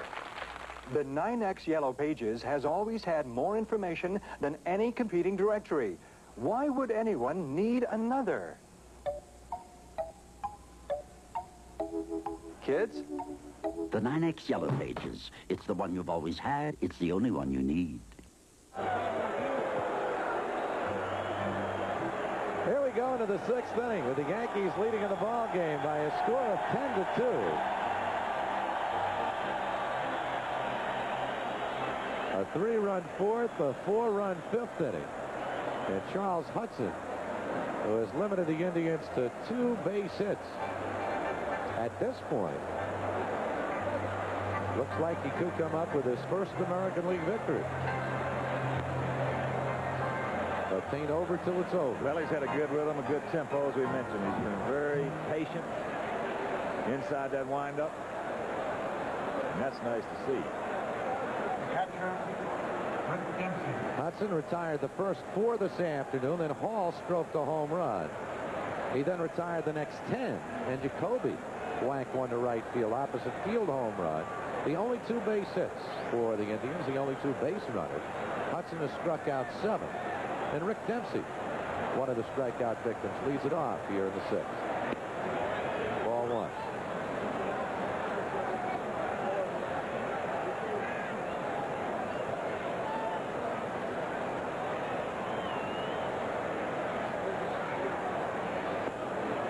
Two and up.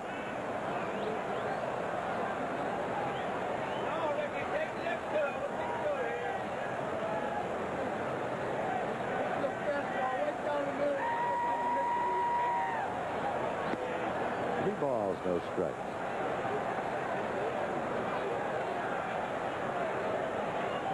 Sitting in that dugout for a long time in a chilly day like today to change things a bit. 3-1. Well, I'd be surprised if he was sitting in the dugout. Days like this, they usually go back up in that clubhouse. It's a little warm. Ball 4. Hudson has given up his first base on balls to Dempsey leading off the 6th inning.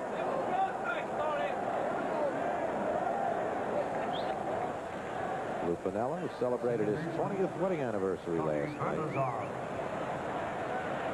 Got home before midnight to celebrate with wife Anita. Our best wishes to the Piniella family. Tony Bernazard, the Indians switch-hitting second baseman, was 0 for 2, bounced to second, popped to third. Strike 1.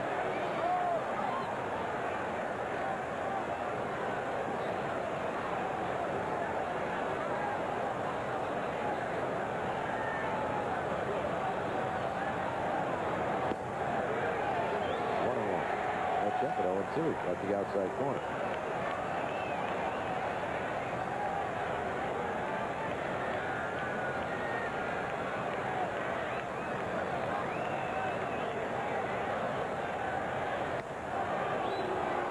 One ball, 2 strikes.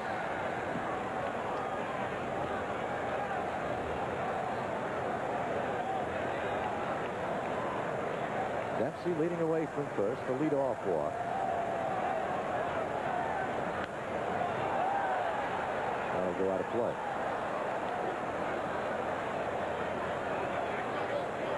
Everybody talks about the Snyders and the Carters, but this man,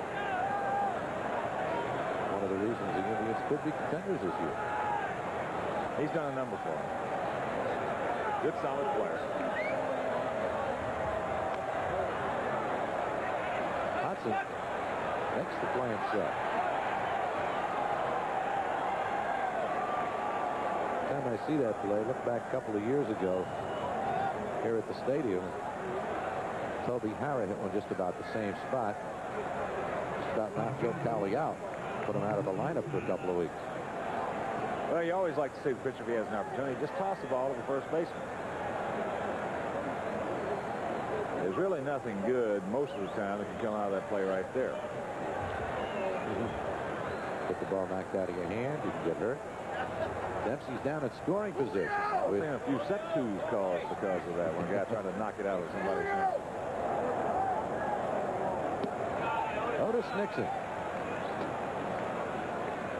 There used to be an unwritten rule that pitcher on that same type of play right there tried to tag you, and you didn't try to do something about it, you get fined. You just let him tag you passively. Go back to that dugout. It cost you a little money. Games change in a lot of ways in regard to situations like that. Oh, sure. That's certainly not to say that the way it was right, and the way it is wrong, or vice versa. It's just it has changed a bit.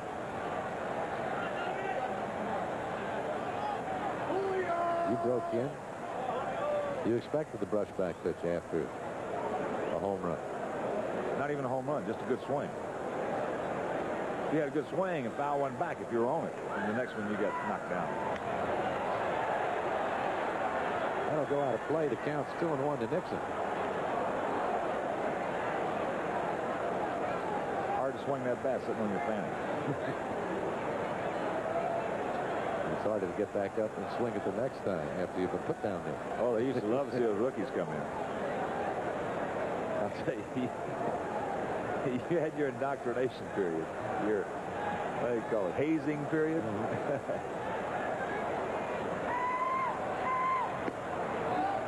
3-1 to Nixon.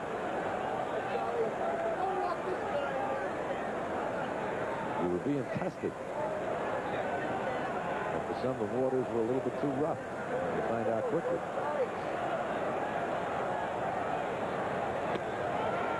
Back to the outside corner, full count to Nixon. Charles Hudson in his first American League start has limited the Indians to 2 base hits as we play the 6th inning. Collins, 1 man away. Dempsey holds at second. the two-out count. Nice play by Tolly with the speed of Nixon. He's one of the quicker guys in the league down the line from the left side. He had to get it, handle it cleanly, get rid of it in a hurry.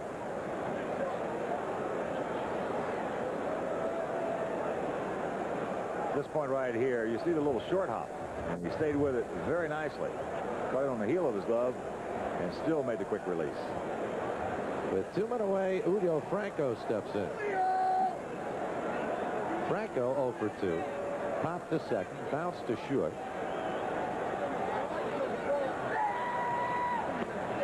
Inside for ball. A couple of years ago, Indians came into the stadium. Franco was hitting about 440 early in the year. Played a game here on Saturday, and Franco disappeared. He's gone for a couple of days. Well, this town sometimes has a tendency to do that to you.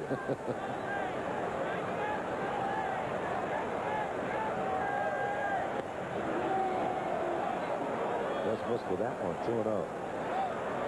There's no doubt he can play, though. He can hit the baseball, and he did cut down on his errors last year in the field. He's a terrific talent. You can do everything that you want. A baseball player, he's got power, as you mentioned, speed, arm.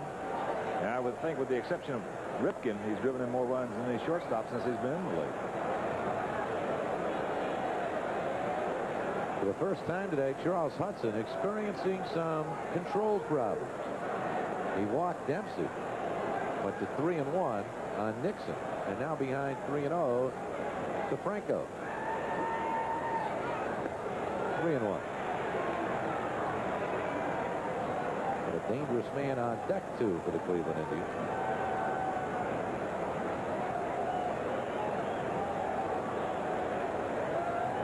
Joe caught it.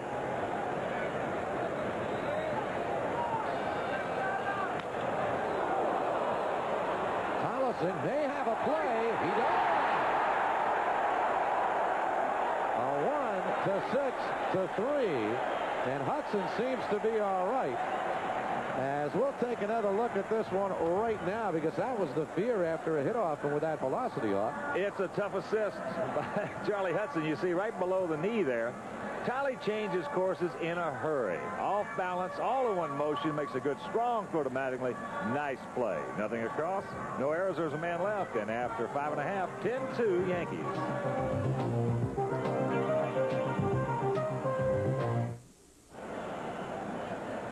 Spencer Ross and Hawk Harrelson here at the stadium. Opening day, Yankees leading it by 8 runs, 10-2 over the Cleveland Indians. 2 in the first, 1 in the third, a 3-run fourth, and a 4-run fifth inning. While the Indians have been able to muster only 2 base hits, both home runs, Hall and Jacoby. And Doug Jones, the third pitcher of the afternoon, on for the Indians. Swindell started. Waddell relieved him. And Ron Kittle will step in. With a big lead, Lou Piniella looking to give Kittle some swings up there, even against the right-hander. Well, he's done a heck of a job since playing in the series over in Kansas City. And also, one at-bat that was overlooked and all that was the fact that in the game in Detroit, 2 out when he pitched it against Willie Hernandez. Nobody on. He drew a big 3-2 base on ball. He's wound up winning the ball game. Strike 1 to Kittle. He singled home 2 runs back in the first inning with 2 men out and the bases loaded. Then against Swindell, he flied to right. Waddell struck him out in the 5th inning.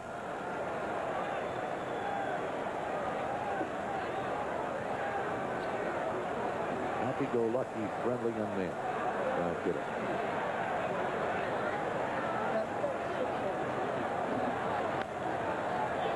1-2. Where'd it go? Somebody will find it. Oh, for sure. No question about that.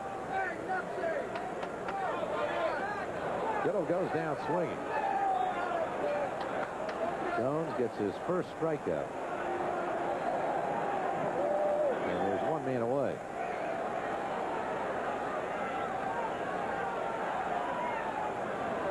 Mike Pagliarulo 0 for 3 this afternoon. fly to center, bounced into a double play, and grounded to second. Yankees, excuse me. I can't figure out what that pitch is throwing up there is. Not a palm ball. You don't see the palm ballers coming from the side.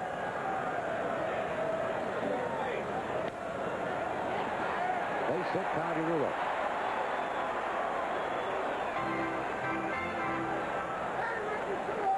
Everybody in the Yankee order has at least one base hit this afternoon.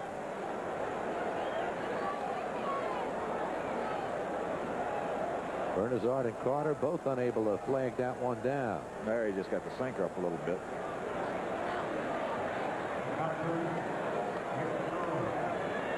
Rick Cerone came on for Joel Skinner when Skinner was thrown out of the ball game in the second, and he's been perfect. A single, hit by a pitch. He scored both times. Strike one. Bottom dropped out of that one. Yeah.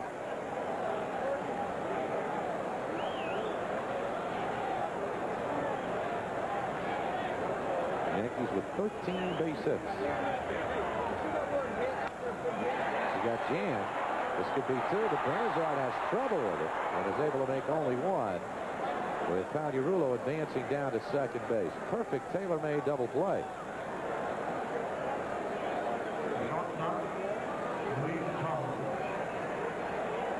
Well, Bernazard, in his haste right here to shovel the ball over, gets handcuffed a bit and backs up on the ball, and is able to make only one play at the first base. Let the ball play him a bit. So Pagliarulo is down at second. There are 2 men out. And Wayne Tollison is in. Tollison 2 for 2 with a walk. He scored twice. Yankee shortstop now 11 for 24 this season. 458.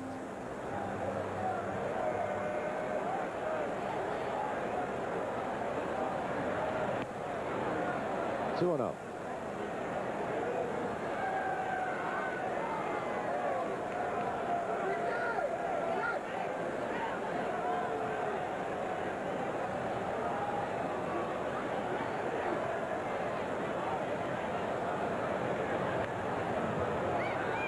Two balls, one strike to Wayne Tollison with 2 men out.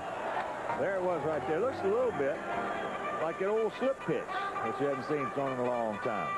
Same kind of action coming up there. Turning it over real soft. They used to stick that, what they call choke that ball, way back between the thumb and the forefinger. Easy play for Jones. Side retired. Yankees get a base hit. They leave one. 6 innings gone by. Yanks 10, Indians 2.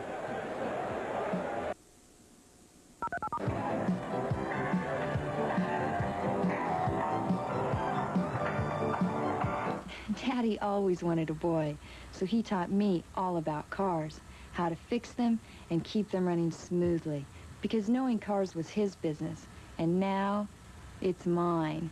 That's why I know a good deal when I see one. Like Trident all-season blades and refills, NutriRust restores rusted surfaces. CRC 556 protects metals. Now at any one of the 104 Auto-Rite stores near you. Do it right with Auto-Rite. Yankee Stadium on opening day with the New Yorkers holding on to a 10-2 lead as we move to the top half of the 7th inning. Charles Hudson has limited the Indians to 2 base hits. He'll face Joe Carter, Mel Hall, and Pat Tabler. Ball 1. Hello.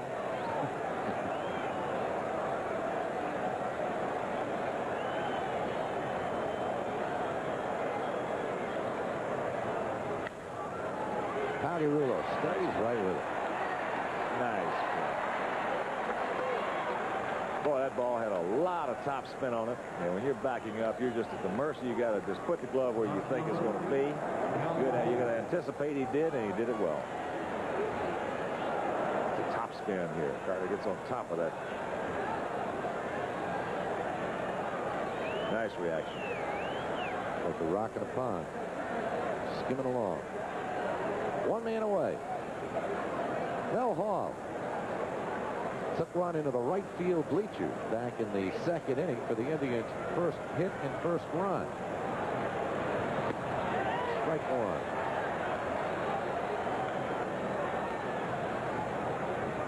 Hall, who came over in that deal with the Cubs. Sutcliffe going to Chicago.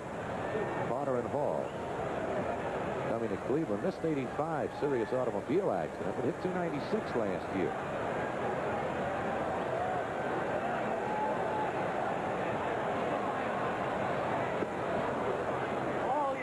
With the breaking ball, 1-1.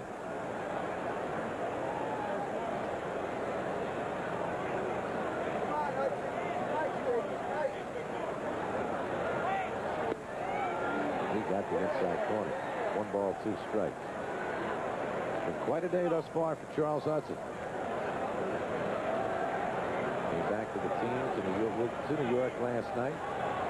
Let him make it a day off. He's looking to pitch tomorrow. John came down with an intestinal virus. Hudson got the call. He's limited the Indians to 2 base hits. 2-2.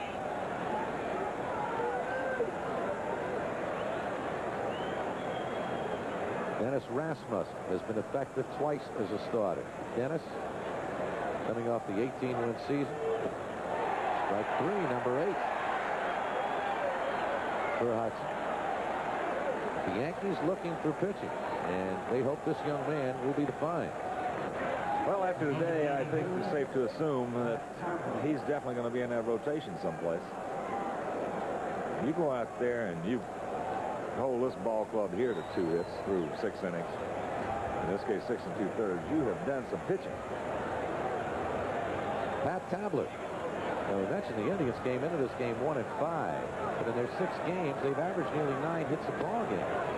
So they'll hit, even when they lose. But today that has not been the case. Tabler has struck out twice.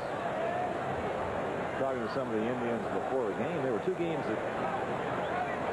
they lost up in Toronto. They said they just flat got out defense. I mean, Toronto caught everything, especially Tony Fernandez, that was hit. Whitfield's right there. And the 1-2-3 inning for Charles Hudson in the top of the 7th. Nothing across for Cleveland. 10-2 New York.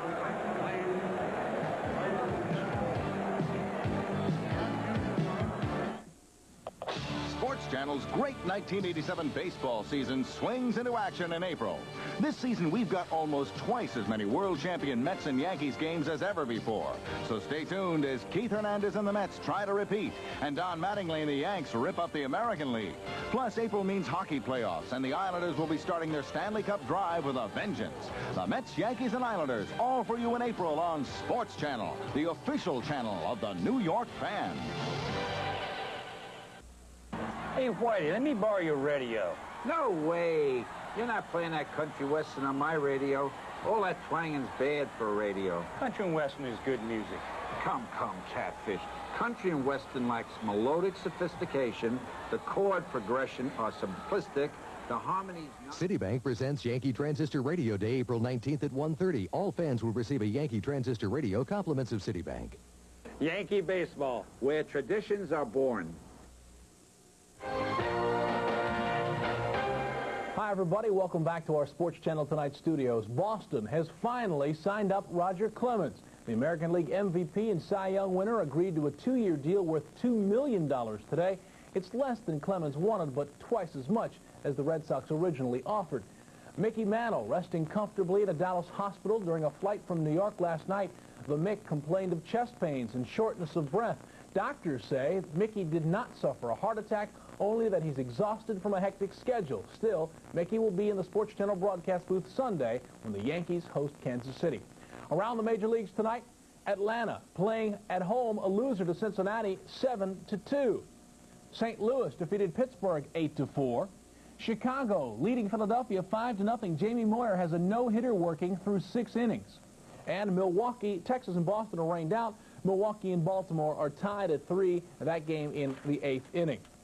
The Knicks are in Detroit, or rather at home tonight, taking on Detroit. Another opportunity for Bernard King to test himself. Let's go to the Garden. Bernard makes his first start and looks less than tentative each time out down the court. You see the jumper and the rebound there and scores. Bernard had 14 in the first half, but the Pistons are gearing up for the playoffs due in no small part to Isaiah Thomas off the break. The jumper off the glass, Isaiah with the pretty shot as the Pistons lead the Knicks by 10 points. That game now in the third quarter. That's the news for now. We'll have a complete wrap-up after the game on New York Sports Nightly. Right now, let's go back to Yankee Stadium.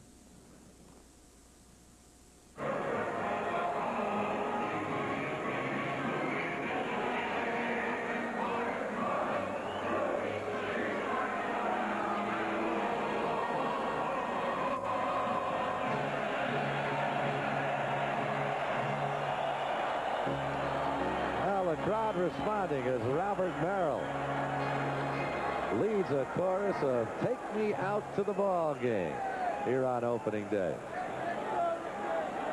Wonderful man. Takes I part was just getting ready to say, he can get up there and sing just about anything and you're going to respond. What a baseball fan, too. He takes part in those Crackerjack old-timer games. He coaches first base, got his own uniform, number 1.5.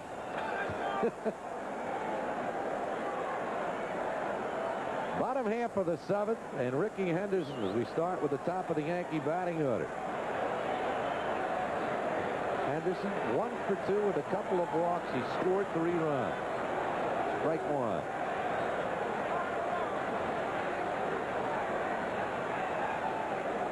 Ten runs, 13 hits for the Yankees, 2 runs, 2 hits, 1 error for the Indians, and Henderson takes a seat. And glares out at Doug Jones.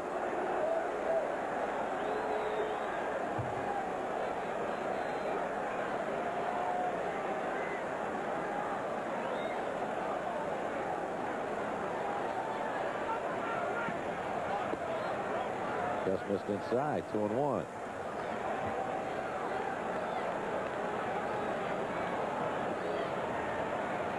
Rickey off to a good start with 11 hits and 27 at bats. 3-1.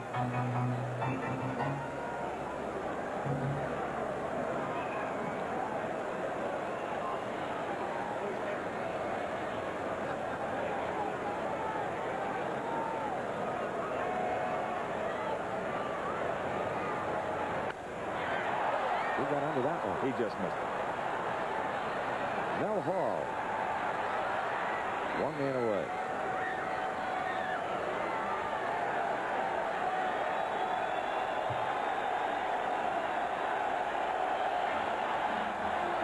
Well, the cheers are for the Yankee captain, Willie Randolph, and what a day he has had. Single in the first, scored a run. Single in the second. Doubled in the 4th inning with the bases loaded for 3 RBIs. Doubled in the 5th inning with the bases loaded for 2 more. A 5 RBI day.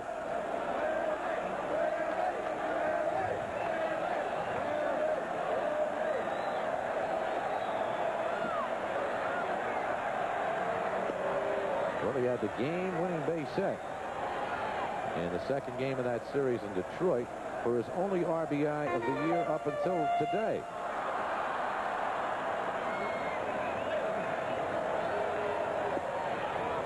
Two and 1. Second 1-2. Got the inside corner.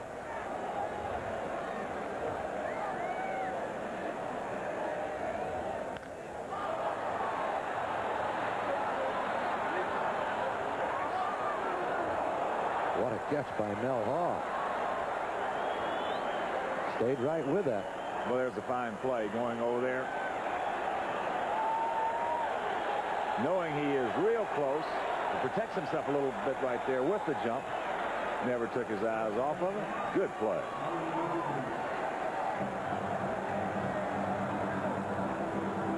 It was that right foot of his to kind of catapult himself up. And with 2 outs, here's Mattingly. Mattingly's 1 for 4. He struck out twice and singled home a couple of runs back in the 5th inning. Situation that kind of left us mystified up here. At second and third, the open base, and Jones on. During that change that he throws, got it up, and he just stroked him right into center field. That was almost the wrap it up, put it in the mail, and send it off hit. 2-1 to Matty.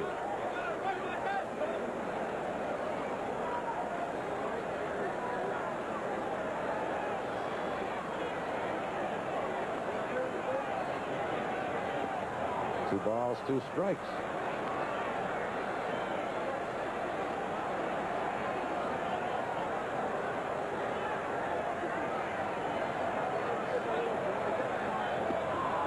Don Mattingly has struck out 3 times this afternoon. We'll have to check if that has ever happened before. In my memory, it has not.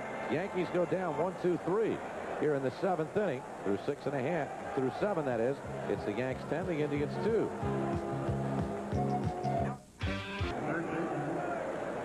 Fans, a reminder, Friday at 7:15, it's the Yankees pregame show, followed at 7:30 by their matchup against the Kansas City Royals. That's the Yanks and Royals, Friday at 7:30, exclusively on Sports Channel, the official channel of the New York Fan. 8th inning, Yankees with a 10-2 lead. And Brooke Jacoby lofts one to left. Gary Ward making the play. So Ward give a little flick of the glove to Henderson. Stay back, it's mine.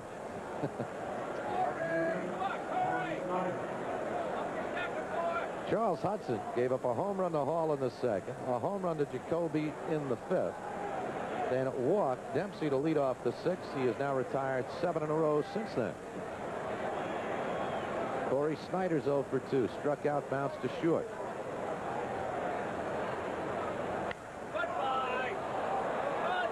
Ward has a beat.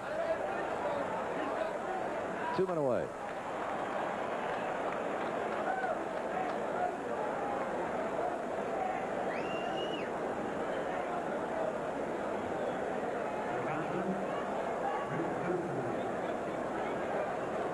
Rick Dempsey, only one of 3 base runners the Indians have had today. A leadoff walk in that 6th inning on a 3-1 pitch.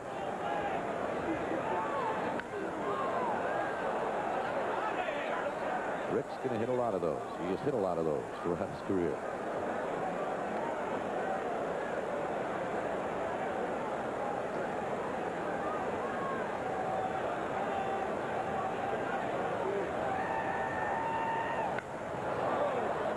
Like that one. Foul one more time.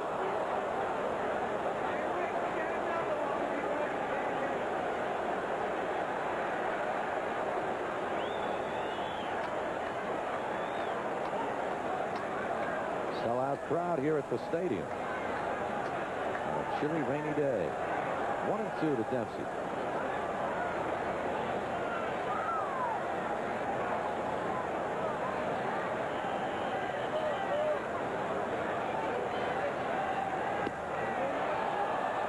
Just missed.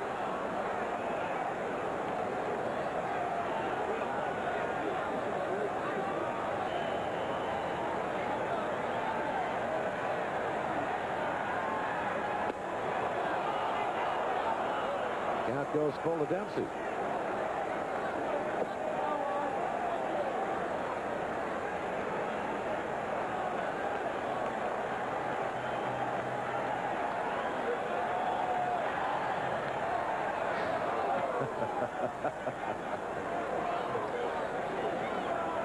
Oh, he is fun to watch play. Dempsey. Look at this. There's a big left-hander, David Getty. He hadn't had a chance to get the ball game a couple days. He walks Dempsey a 2nd time. On a 3-2 pitch.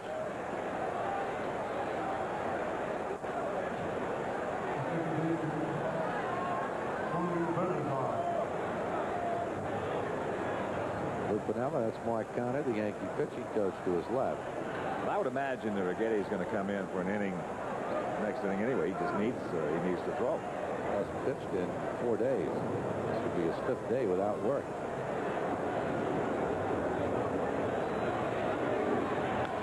Bernazard, and a foul ball. That one there. the other team is scoring a lot of runs, they're going to give you a whole bunch of opportunities. So you look at Bobby Bonds, first base coach and hitting instructor. Boy, he's done a job. But it's not going to give Piniella too much of an opportunity to get to Righetti. The Yankees have not had many close ball games over the last, starting with the game in Detroit. The final one, 9-3 Tigers. 2 close ones. First 2. That's what Righetti works. 0-2 to Bernazard, who's 0 for 3. And he had the luxury, of course, after that first game, and he worked 3 innings, of having the day off the next day. Allowed him to get in the game the second game.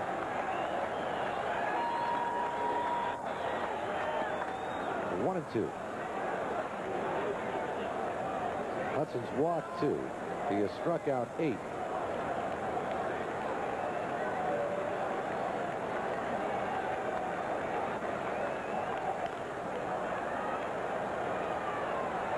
Gary Ward coming over, and this one will drift back.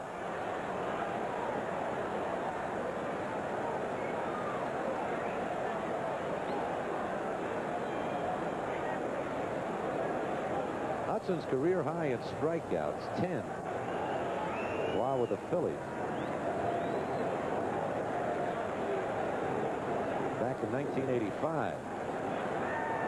1 and 2 pitch. Well, he's one off that mark now. That's number 9 for Charles Hudson. No runs, a walk. The Indians lead 1 through 7.5. 10-2 Yankees.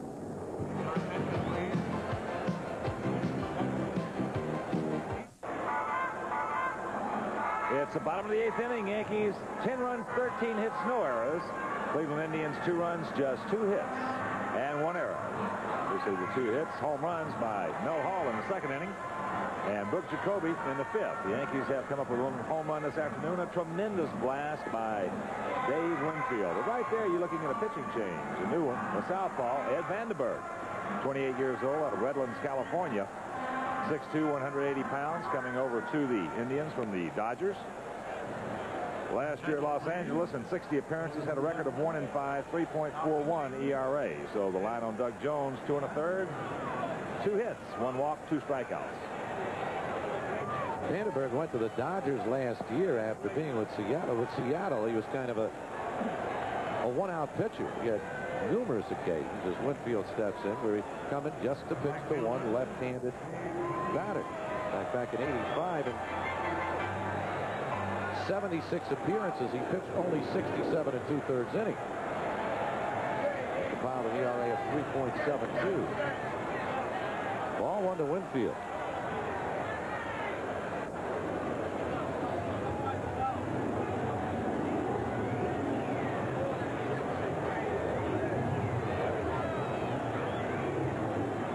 Got him as a free agent. 1 ball, 1 strike to Winfield. He is not overpowering. He will turn the fastball over. Some of the curveball, slider, change of pace. This man at the plate was overpowering back in the 3rd inning with an upper deck left field home run off Greg Swindell. And Winfield has himself to his 2nd base hit of the ball game. And slipping down is the center fielder Nixon, and Winfield takes advantage. Well, he was looking for 2 all the way on that one. That ball was scalded.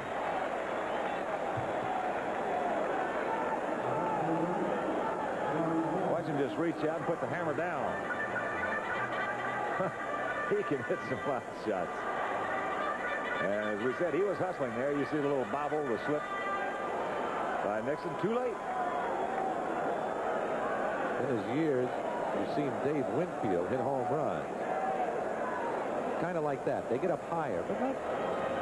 I've seen Winfield a home run that maybe wasn't more than 13, 14 feet off the ground. Whoosh! Out in the left field seats. Here's Gary Ward. Strike 1 to Ward. I've never seen one that low, but I've seen them out there. I'll tell you, I've seen. I may be exaggerating a foot or two. Just, well, that was just to illustrate the point. Yeah, right. But the thing is that I've seen him. I saw him hit one at Comiskey Park. I'll guarantee you that ball never got over 35 feet off the ground, 35, 40 feet off the ground. It was just a linear. You could have hung all the wash in the Bronx out on that thing. 1 ball, 1 strike to Ward.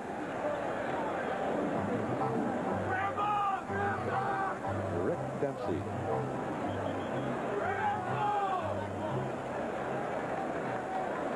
Got that MVP trophy from the World Series in his den.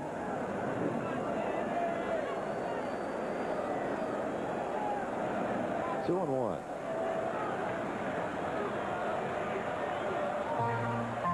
Winfield at second, a leadoff double here in the 8th inning.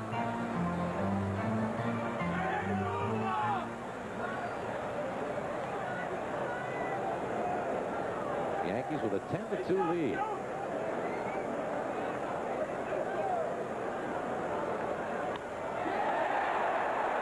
And a base hit. Winfield will have to hold at third. And the Yankees have put runners at the corners with nobody out off Ed Vandenberg here in the bottom of the 8th inning. And that's 15 base hits in the ball game for New York. Ward second of the ball game. Off the left-hander, as we mentioned early, Gary Ward will go the opposite way, and that's the way you should approach hitting left-handed pitching. The right-handed hitter. Get a little greedy, you hit a lot of ground balls to the left side. Good, solid job. Yeah, the Yankees put them on. 2 in the first, 1 in the third, 3 in the fourth, and 4 in the fifth. And here's Ron Kittle, who started it off back in the first inning with a 2-out bases-loaded single to drive home 2 runs and give the Yankees that 2-0 lead. He's 1 for 4. The right-handers struck him out twice. Once Waddell, once Jones. Vandenberg's second appearance of the year. Uh-oh, it's going to... Let's see. Winfield's going to test the arm. It's way offline. 11-2 New York. Winfield just wanted to test the youngster. I hear you good. He can throw. He made that arrow. When he overthrew the cutoff man early on, he turned that one loose, and it was well wide. That's where the outfield, if you make a mistake, when you can throw somebody out, if you make a mistake, you got to make it up the line, not away from the plate. Mike Pagliarulo. Everybody in the Yankee order has come up with a base hit. That's a strike, says third base umpire Derwood Merrill.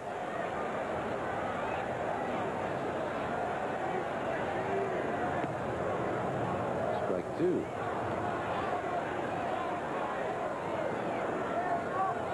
Well, that's a great feeling for Kittle, too, because he knows that Corey Snyder could have thrown him out with a good throw. And that's when you go over and you just shake Mr. Winfield's hand and say, thank you for the ribby. And no time at bat. 3 RBIs for Kittle today. Henderson with a hit. Randolph with 4 and 5 RBIs. Mattingly with a hit. Winfield with a couple. Ward with 2. Kittle with 1, 3 RBIs. Pagliarulo, Cerrone, a hit apiece. Tollison with a couple.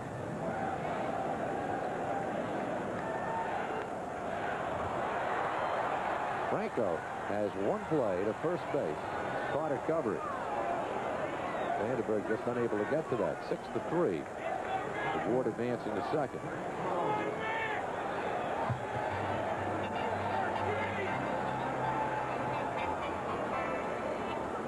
Two men out. Rick Cerrone. Skinner ejected from the ball game in the second inning by first base umpire John Hirschbeck after a disputed call at the base. Cerrone has a base hit. He scored 2 runs. Hit by a pitch. 1 for 2.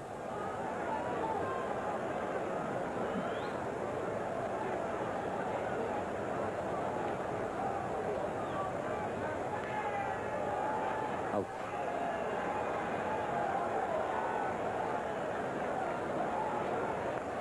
Why don't more guys wear the shin guard? Well, some guys just don't like the cumbersomeness of it. Beats the pain. It doesn't feel comfortable. You're better off not wearing it. Rick's not going to hit that many down in there anyway. That was a good one. Well, he's still feeling it. Back to work.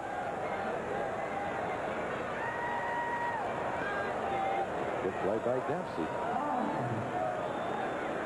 2 balls, 1 strike. He's working hard back there. Yeah, he's had a long day. 37-year-old veteran. He's been a good one behind that plate.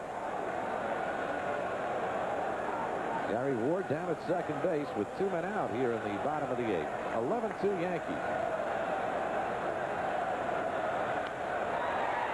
Right to the shortstop, Julio Franco, and the side is retired. Yankees get a run and a couple of base hits. They leave 1. We're going to the 9th inning. It's New York 11, Cleveland 2.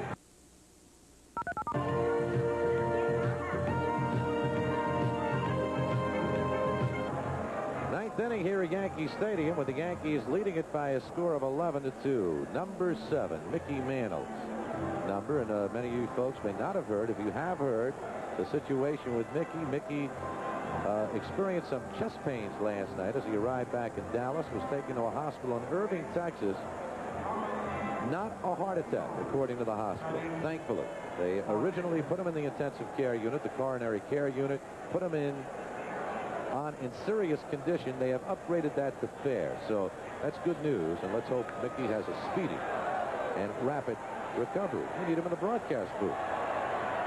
Not only for that reason, of course. What a man. Well, my dear friends, I'll tell you, what a guy. Carmen Castillo pinch hitting here for Otis Nixon as we start the 9th inning. Gary Ward is there. 1 man away.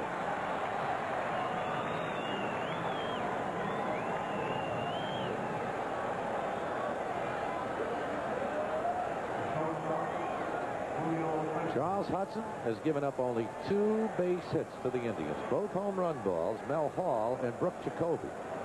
Only 4 base runners, 2 bases on balls. And here's Franco, 0 for 3.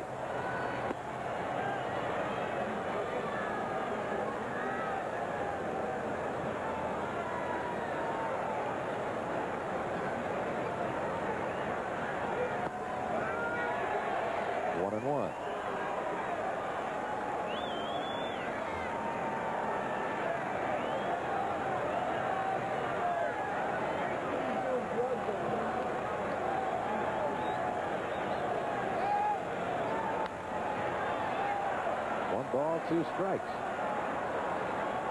We were kind of thinking that Lou Piniella might bring Righetti on. He did have him warm up for quite some time. Has to get his arm loose. They're giving Hudson an opportunity here. Well, I'm sure that if Righetti had asked him for anything, he would have given it to him. Maybe he just threw enough down there. He got loose, and he's satisfied with it.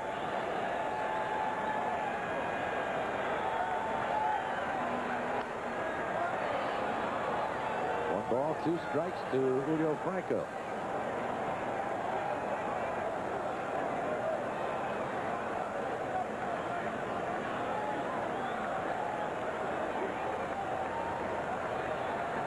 That bat so far back.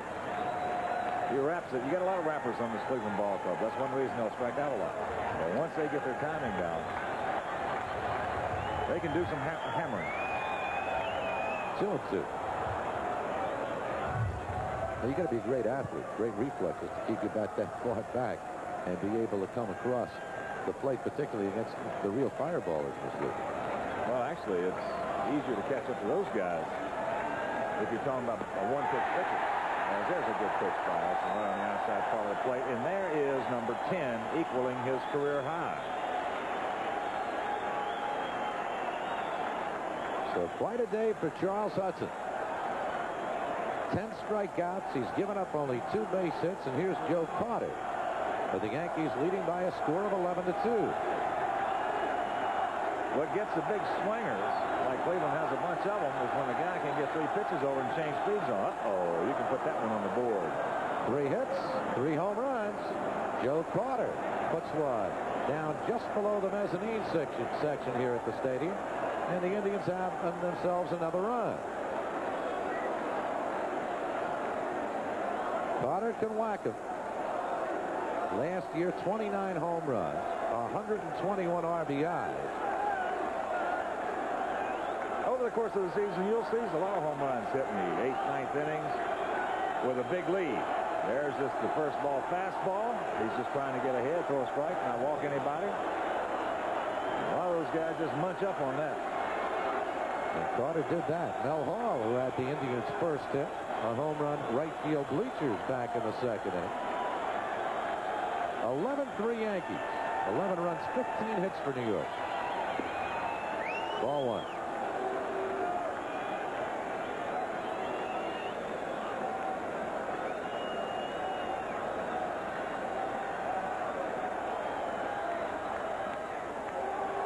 Two and oh.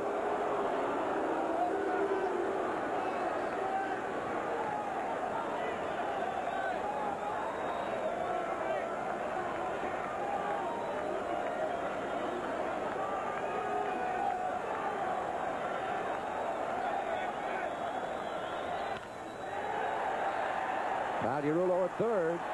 Ball game's over. Complete game performance from Charles Hudson, as the Indians able to come up with only 3 base hits. All 3 of them the long ball variety. Hall in the second, Jacoby in the 5th, and here in the 9th inning, Joe Carter puts one down the left field line for yet another run. Not too bad a performance by Mr. Hudson. And as we talked about at the top, he did not know he was going to get the ball today. Probably had a good night's sleep last night, even though it may have been a little short for him. All of a sudden comes out and turns in just a beauty. And that's certainly a big lift for his teammates, as they needed a 9-inning game from somebody. And they got it here this afternoon from Charles Hudson. Handshakes abound as the Yankees come away with an 11-3 victory over the Cleveland Indians. And we'll get back to the stadium right after this. We are back here at Yankee Stadium, and a big ball game for the Yankees. They take the opener here at the stadium, and take the opener at the stadium in very impressive fashion, beating the Cleveland Indians by a score of 11-3. And what a day for Charles Hudson. What a day for Willie Randolph, huh? Oh, it was just a good day all around. Opening day here, 55,000 plus. Tommy John was supposed to start the game. Schedule started, had some intestinal virus or a flu. Couldn't make it. Charlie Hudson was giving the ball one out there, and it was just sterling. You know, I'll tell you, when you see a guy come in and do what he did in Detroit, working the 4 1/3 perfect innings, all of a sudden he's coming out of nowhere, when the biggest question mark on this ball club is one thing, and that's pitching. So what a shot in the arm this could be for that whole staff. But still a good hitting attack. Willie Randolph with 4 hits, 5 RBIs, a bases loaded double, another double with knocking in 2 more. Dave Winfield with a tremendous home run. Some good plays out there. Just a perfect way to open up your home season. Well, the Yankees get that complete ball game from Charles Hudson, their first one of the season. As we've said right from the outset, the question mark for the Yankees is the pitching. Dennis Rasmussen, 118 last year. I don't think he is anything resembling a question mark. Dennis Rasmussen, I feel, is capable of being a 20-game winner in this league. I felt he would have had 20 last year, if not for that line drive that Toby Harrah hit back at him. And he has produced thus far, and now Hudson comes up with a big performance this afternoon. Well, Dennis has been the guy that everybody looks to right now. Those 2 great performances he's given, the one in Detroit, the one in Kansas City. But the big thing right now is finding some starting pitching that will get you into a situation whereas you might have to go to one long or middle reliever so you can get to Dave Righetti. He's going to be the key. He's going to have to be the horse out there, the stud, the man that does the same thing when he picked up the 46 saves last year. And if they get into a situation where they can't get to Righetti, then you're losing your biggest asset, because the game has evolved and changed to a degree now that unless you have that man in the pen, the stopper, chances are you're not going to win it. Now, the Yankees have that man out there. Now the trick is the catch-22 is how in the devil we get to him. And Hudson certainly, it looks like he's going to fill one of those question marks, because as we've talked about, The Yankees are just not going to be going out and be able to pick up a starting pitcher. Nobody's going to give them one. You'd have to give up too much. So that being the case, there are several guys who are who could fill a spot out there in long to middle relief and get a good job done for them. And those guys could be obtained without giving up a whole bunch. So again, it boils down to, I think in this situation, the same thing holds true for Toronto. The same thing holds true for the contenders in the American League East. I think it's going to be who can get some decent pitching, who can get the best defense. And then I think third in that category, in that order, would be who can score the most runs. Well, right now the Yankees scoring some runs and getting a great pitching performance from Charles Hudson. And we'll get back to the stadium right after this.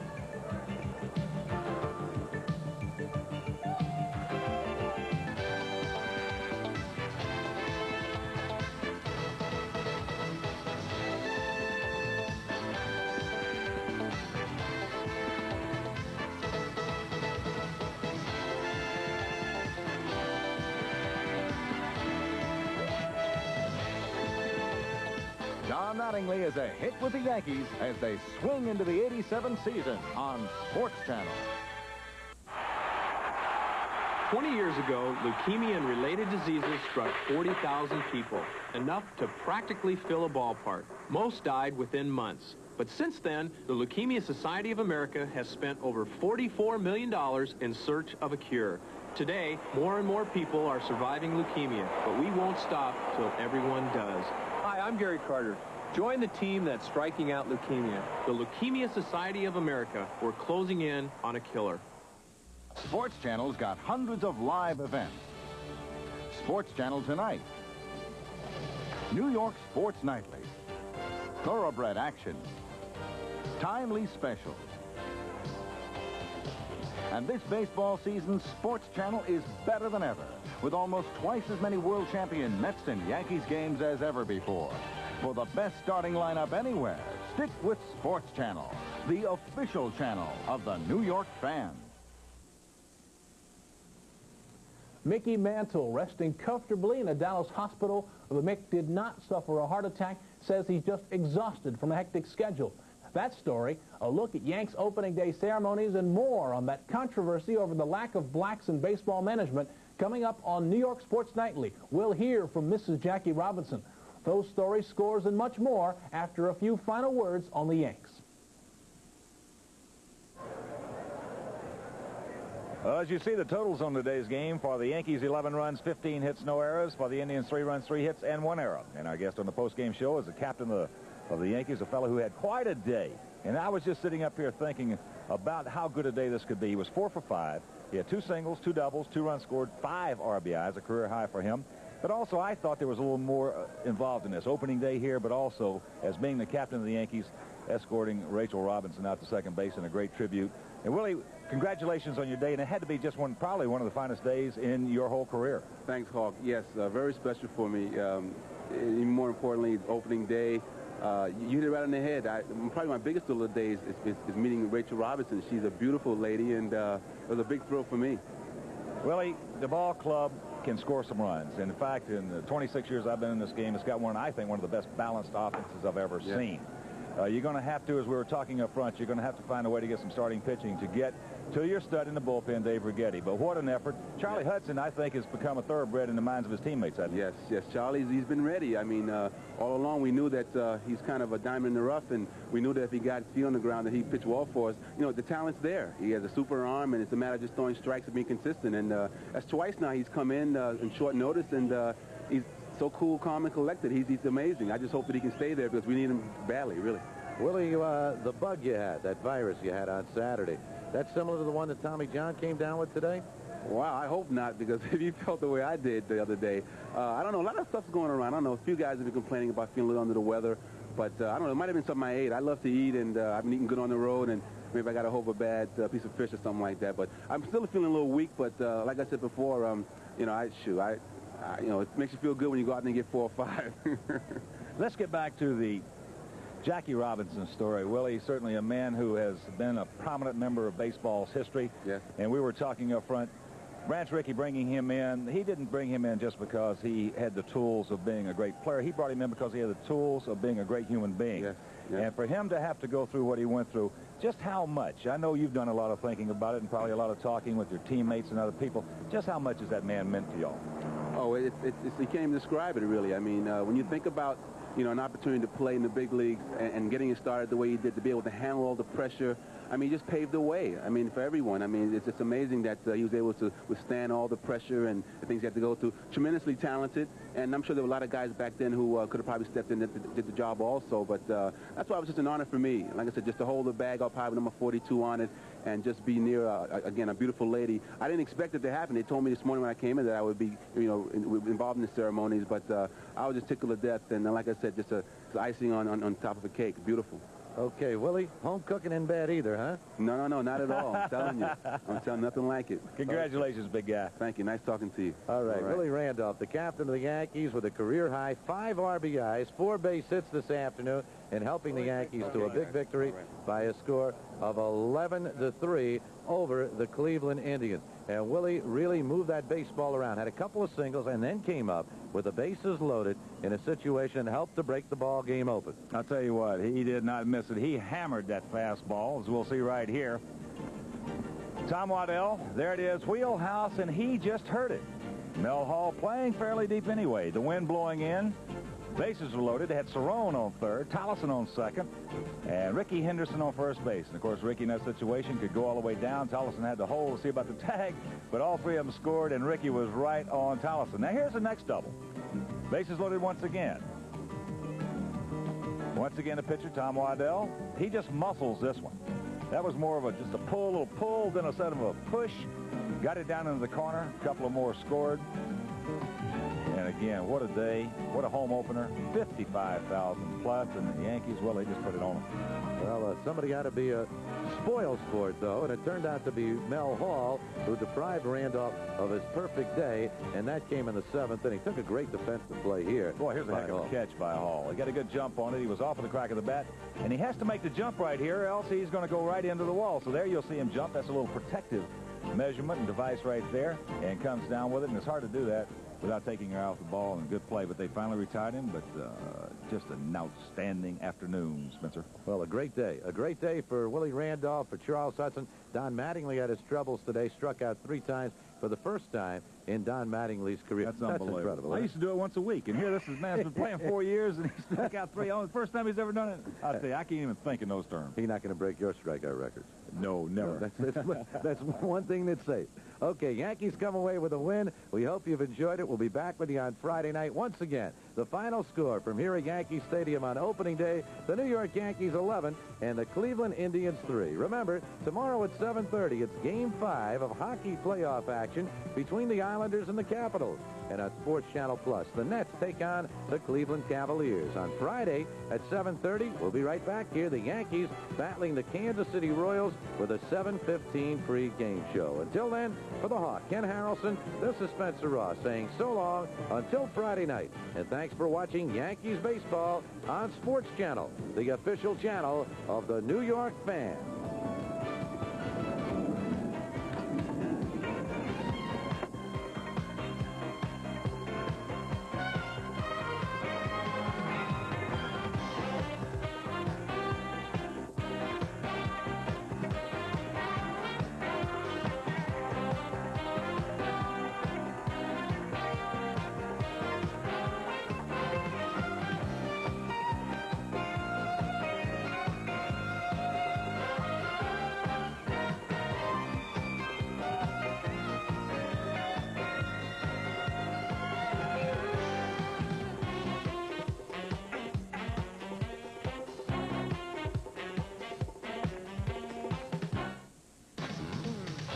New York Yankees baseball has been brought to you by Budweiser. Beechwood Aged for that clean, crisp taste. This Bud's for you. Today's TWA. Find out how good we really are. By Dodge. Your Tri-State Dodge dealer knows what counts. And by Toyota. And the all-new line of 1987 cars and trucks. Who could ask for anything more?